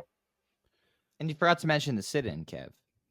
On Don't Think Twice, It's All Right. And Atlas, we had the lovely Sierra Hall joining. I was going to say, I can't believe Bob Dylan sat in, but you're right. I love Sierra. I'm joking, but I absolutely love fucking Sierra Hall. She plays on like all of Sturgill's stuff when he needs a mandolin, and they sound great together. She's great. Her band is great. Love Sierra Hall. Neil, I want you to talk about this first. All right. So I arrived at this show just in time. So I missed Sierra's set that preceded this, which I was really sad about because I did want to see her. Because I have seen her before. I saw her at Northlands and I thought she was fantastic. She does a cover of Mad World that is just, oh, chef's kiss. It's so good. She's a brilliant artist. In any case, I arrive. It is the heat of the day in Mexico, which I've avoided up until this point. You know, Neil, it was the hottest part of the day. Yeah, it certainly was the hottest part of the day. And so like we're kind of in the round in this beautiful stage with like beautiful art all around us. And I mean, man, like what a really awesome thing. And we're not talking about vibes, but I did have to touch on that. So they open up with me and my uncle. Rick, as he does, just butchers the lyrics entirely. Forgot Still entire a beautiful, like still a beautiful performance. Like folks are trying to sing along. Rick's playing a solo. No. They're singing Folks the did not verse try that to he sing forgot. along, Neil. But Rick forgot an entire verse. Yes. He started soloing instead of singing the verse, and the people on the rail near him were yelling the lyrics at him. And those are a lot of our friends, by the way, who are doing that. And thank you to those guys who are doing that. And so it wasn't obnoxious, though. I want to point out that it certainly wasn't. It was all like in fun and like the vibe was good. Then you get the kind of inverted tumble kind of arablo thing that they do, whatever you want to call that. And then I Would Die for You, acoustic stick. Absolutely wonderful. And then I mean, holy shit, man. Like, Don't Think Twice, It's All Right is one of my favorite Bob Dylan songs. If it's not one of yours, then I don't know what to tell you. It's brilliant. And hearing Sierra trade verses with Rick on that was just it was it was something else. And both I of them mean, messed up the lyrics. they did. They absolutely did. But they're both such good singers, and the two of them vibing off each other was great. And then they played Atlas, and oh my god, like so Sierra sings well. She plays the mandolin. It can end there, but it certainly didn't end there. She turns out to be a virtuoso mandolin player. Turns We out. know this. We know this. Yeah, well, but my whole point is that she showed up and just absolutely beat the shit out of Rick and just played amazing solos. And the improv that they had was like an incredible back and forth. And I thought it was awesome. I don't know. You might have a different impression of what you saw, but in the moment I saw that, I was like in tears. I was so happy. What a set. So good. I can stop Yeah. right there. There's more music after that, but I'm happy with what I saw. No, I mean you summed it up pretty well there, Neil. Sierra Hall. That is the thing here. I hope we get more acoustic in the future because this is a really special thing, whether it happens, at a festival or not. But I love, they did it at Cincy last fall. But I love getting to see Goose in the stripped down setting, hearing these songs and the covers played like this is so cool. And I mean, I hope they never play Dim Lights Electric. They really shouldn't ever play Dim Lights Electric. But this is one of my favorite songs that Rick has ever written. It's so gorgeous. Yeah, I'm gonna get choked up thinking about it. But let's move on to our final show here, B. Our last show of this episode. Okay, Mexico, night 3. I just remembered something. I do think they're gonna jam Iguana Song out. I don't. This talk of butterflies scenario. All right. No, I don't like it either. Nah, I don't like it. All right. I'm not going to get as angry and talk about all the violence that everybody's been talking about, but there's just a lot. Haps has felt kind of angry. the stuff he read, yeah. I want to try to end this show with some, love. Yes. Positive vibes. Well, there's a lot of positive vibes. Okay, here we go. Show here. Set 1: Pancakes, Hunger Site Pancakes, California Magic, Butter Rum, Echo of a Rose, Butter Rum, Everything Must Go. I'm gonna, for the sake of time, I'm gonna keep this really quick, and I'm just gonna say that the Echo of a Rose peak is pretty fiery. Like, that's a pretty fiery jam. So I don't know if there's a lot of improv highlights for me in this set, and in fact, really for the show, with the exception of the Thatch. But yeah, the Echo probably not going to make anybody, Neil's micro jam list, but really high energy, kind of intense peak. And yeah, they did a couple sandwiches in the set, a really short Everything Must Go, which is maybe a little bit of a bummer. But yeah, Pancakes, Hunger Site Pancakes opener. I mean, that's cool. It was sick. Yeah, I mean that's the highlight of this first set for me. The Echo is this really beautiful anthemic peak, which we'll see again in the second set, similar jam. But Pancakes, Hunger Site Pancakes is an amazing way to open up the first set. And again, as we've been talking about, unpredictable. Hunger Site as the second song of the show is not something you see often or at all. Pancakes opener has happened before, but this is fantastic. Love that they're switching it up. I will just say, I just want to add, I like Everything Must Go as a jam vehicle a lot more than I like Everything Must Go as trying to play the album version live. But yeah, Neil, do you have any? There's a lot to that.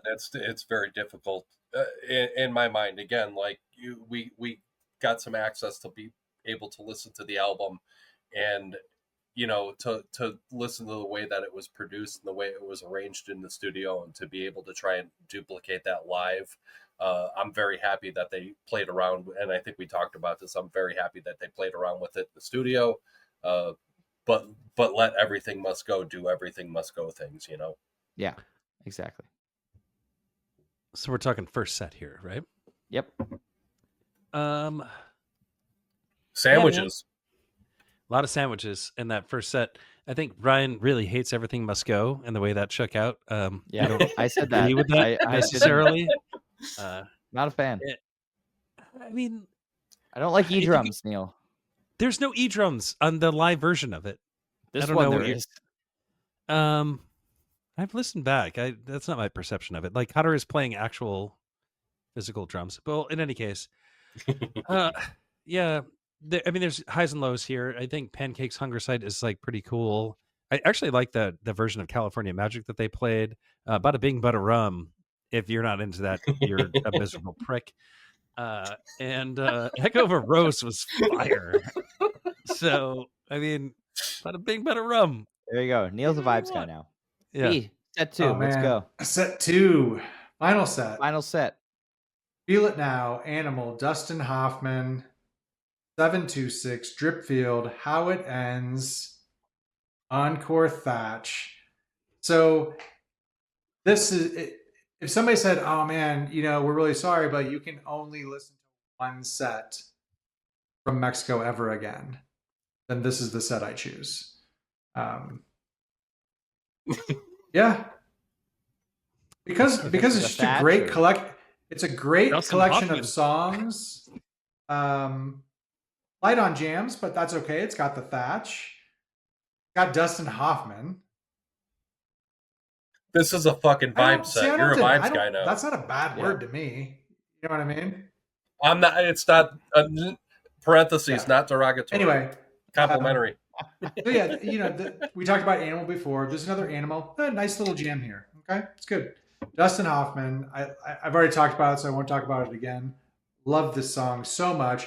Rick changed up that second to last chorus, and I still have no idea what he's saying on the second half of that. So, I know that part. I'm talking about the second part.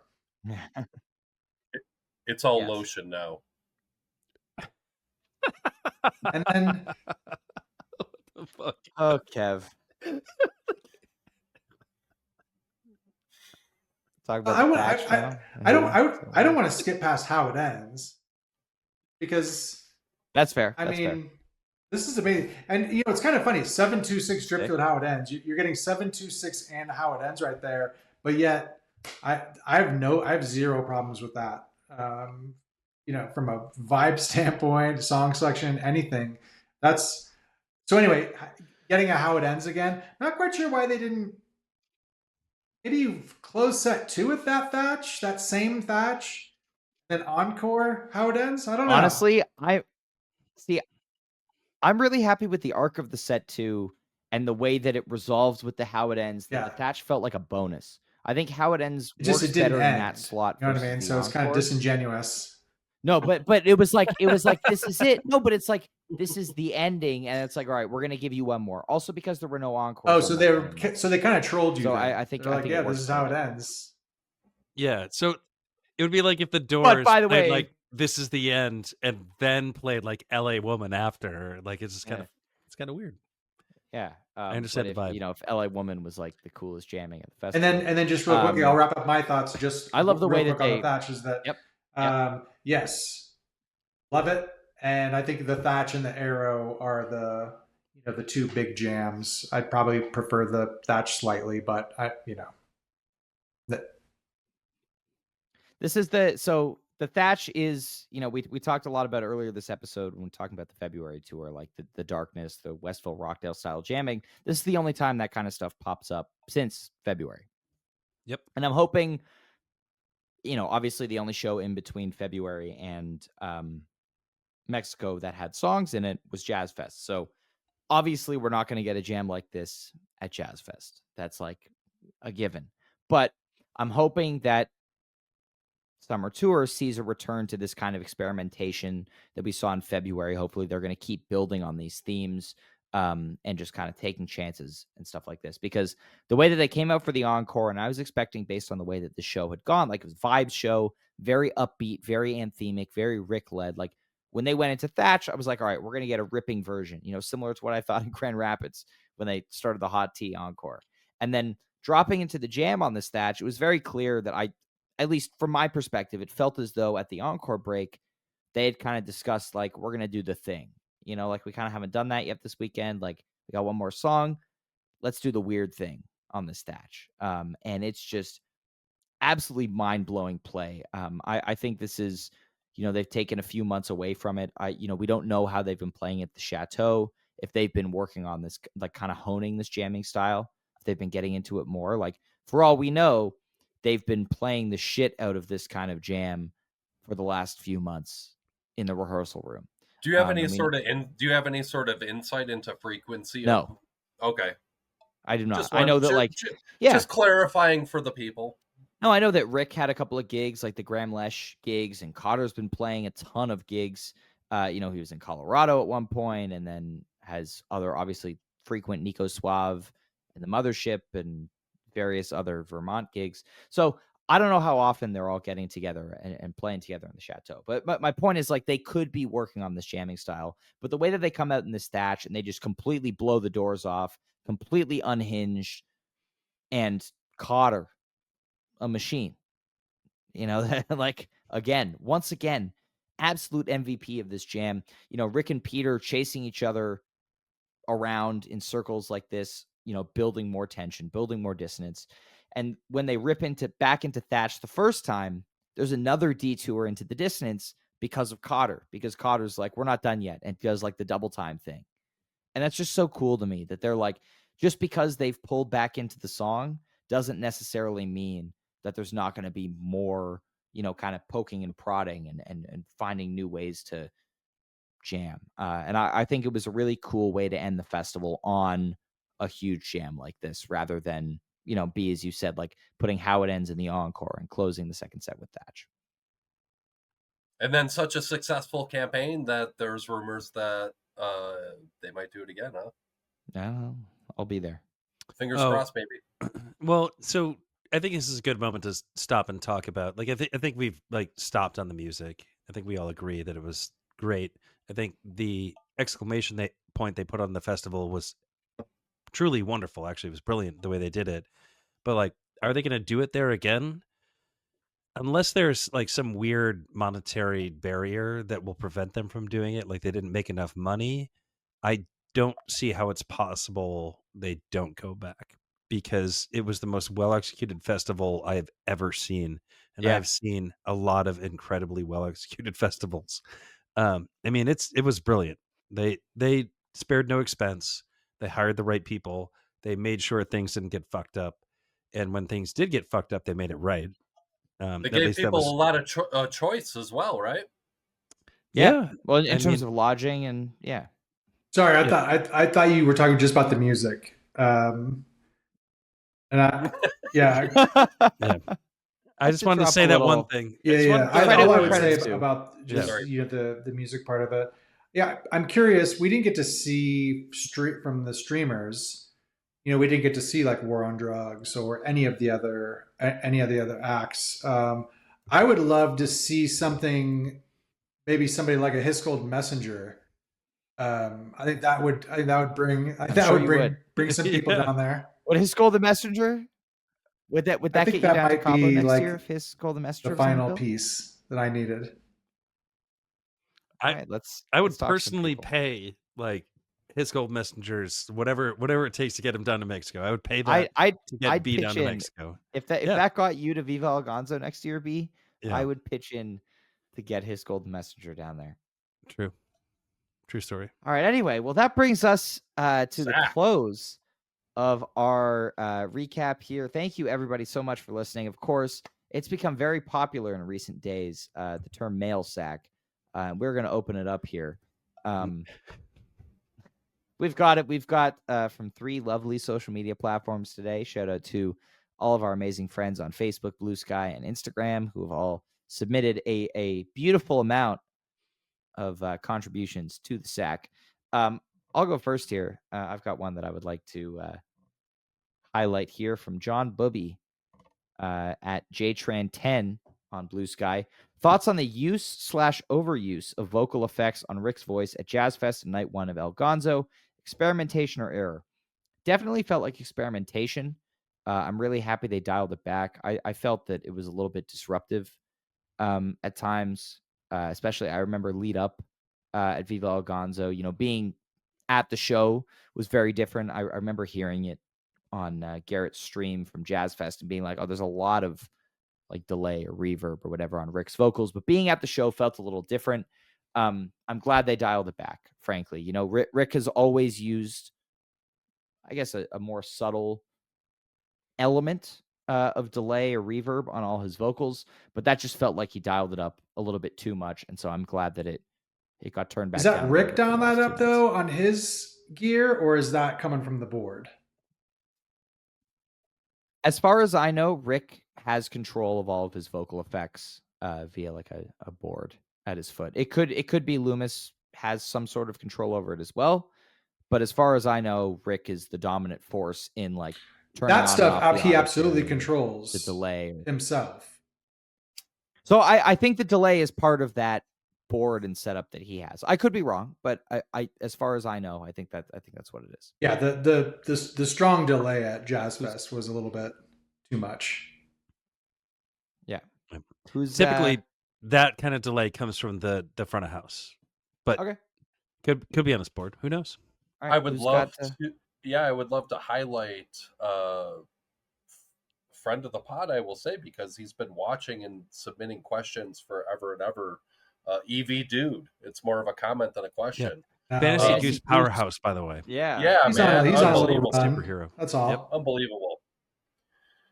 Yeah. All right, Jive. So yeah, well, he's got some standing to be that critical. So, couple comments here. More jams like Milwaukee Hunger Site. 100% agree with that. Rosewood to return to prominence, which I 100% also agree with. Let's get jammed out Rosewoods. Some of that soulful stuff that we used to get. That'd be nice. And then a final comment here is a personal request. Let's get a Wisteria. He's been watching this band for 6 years, going to shows, and he's never gotten a Wisteria in person. Yikes. Jive Goose is actually holding back the Wisterias at every show that Ev Dude goes to because Ev Dude is currently beating Jive Goose in Fantasy Goose. Gatekeeper. Yeah. So I've got one that's actually really interesting. So I've heard a couple of people talk about this over like the last week. So Silver Fox Rising says, I would just like to know why it's titled Dustin Hoffman. And I've heard 2 explanations for this. One is somebody said it is a play on words of Dustin Hoffman, which is interesting. And like that kind of blew my mind. And then the other explanation I heard, and I forget where I heard this, but it was like somebody, I think in Mexico, was saying this, was that Dustin Hoffman's character in the Dick Tracy movie that came out in the 90s was Mumbles. And the original title of the song, Dustin Hoffman, was called Mumbles, and they changed it to Dustin Hoffman. And I don't know where that came from. And again, I just heard this. This is all hearsay. But so if you're looking for reasons why it's called Dustin Hoffman, What if we're these looking are for the better things that I've reasons? heard from people. I think. Well, going off of that, I think it was because they recorded all the music to the song before Rick had written lyrics. Yeah, And so I think that's where that thread comes from. You know, like the mumbles. So initially or whatever, titled Mumbles, then Dustin Hoffman. after the lyrics were written, I guess, or maybe even before the lyrics were written. But that's Yeah. cool that that song was written. Oh, I think it was because Rick wrote it with kind of like the mumbles of a melody without having words. Yeah, I don't know. That's what I heard. I don't know where I heard it. Somebody said Cool it's sack. in Mexico, and Yeah, just good passing sack. it along. Yeah, B, you got a No, sack? I don't. Do you want to throw one out there for me? Wait, you know what? The link you dropped, I did see something about Bingo Tour. I think there was just a Which question link? around like, do we think they're going to do it again? You know, And so I was just thinking about that for a couple minutes here, and I was thinking, you know what? I think they should. I think they should make that their thing and find different creative ways in terms of the mechanism by which the balls are selected or drawn or thrown out or whatever. You know what I mean? There's endless ways to be creative about that. But it seems like the band has spoken of it so highly, and it's been so valuable to them in so many ways, unexpected ways maybe.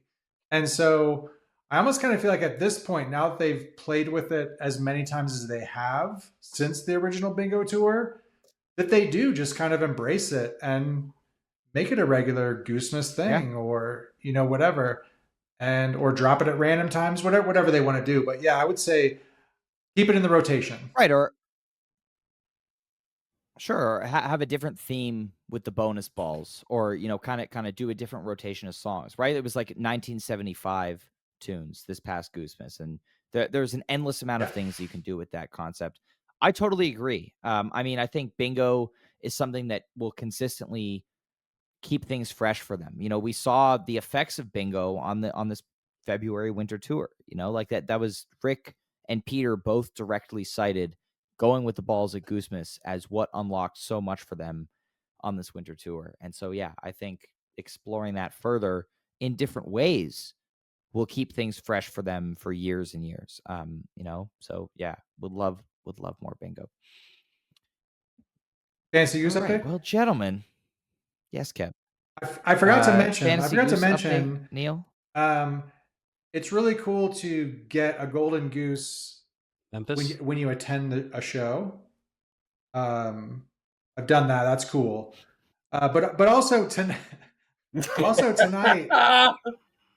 you randomly assigned me to the night 3 Viva El Gonzo show to read out the set list. I won golden goose that night, so it's kind of cool that lined up in that way. Well, hold on. Nice work. Nobody cares. You shared winning with 3 other people, but I mean, we're happy goose for you, but you didn't win. I wouldn't say that you won. That's right. A golden goose is a golden goose, Neil. And fair. Pretty soon you'll be able to see the standings, and Drive Goose will be at the top. Yeah, play Fantasy Goose, guys. We talked about this. We talked about this on the day after shows in February. But if you're somehow only listening to these 3-hour episodes, first of all, thank you, and second of all, if you didn't know, our good friend Neil spent a lot of hours rebuilding the Fantasy Goose website. It looks amazing. It relaunched at the beginning of this year. We're all very grateful to him for what he did with it. And if you are a Shomer Shabbos, you can play Fantasy Goose on the weekends because you can pick up to 2 shows in advance. And so there's a correction necessary. He did a terrible job with it. It doesn't function very well. Don't visit it. Yeah. It depends on how you look at it. I've played the game for as long as I've been into the band.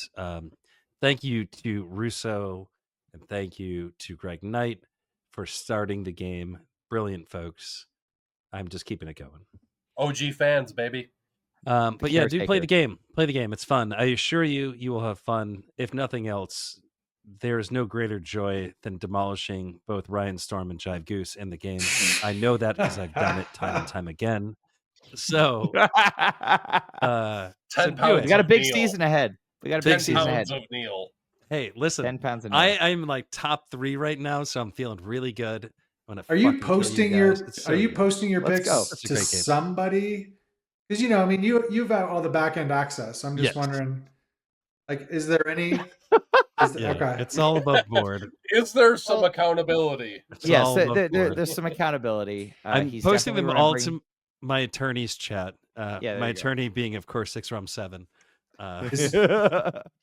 So yes, Neil is remembering to put in his picks every show. All right. Yeah. We want to thank everybody so much, as always, for listening to this episode. I'll keep going. Almost there. It's been a pleasure to sit down with you guys. Well, yeah, I know. I'm on fire right now. Let's go. Good. I'm glad. That's fantastic. 2019 recap coming up. You're gonna have to tune in later, though. Oh boy. All right. Well, of course, go check out our episodes with Marc Brownstein, our Viva El Gonzo recap. If you haven't heard them, our chats with Rick and Peter from February and March, And summer tour is starting in just a few days by the time this episode comes out, less than a week. So check us out for day after shows. Subscribe on YouTube.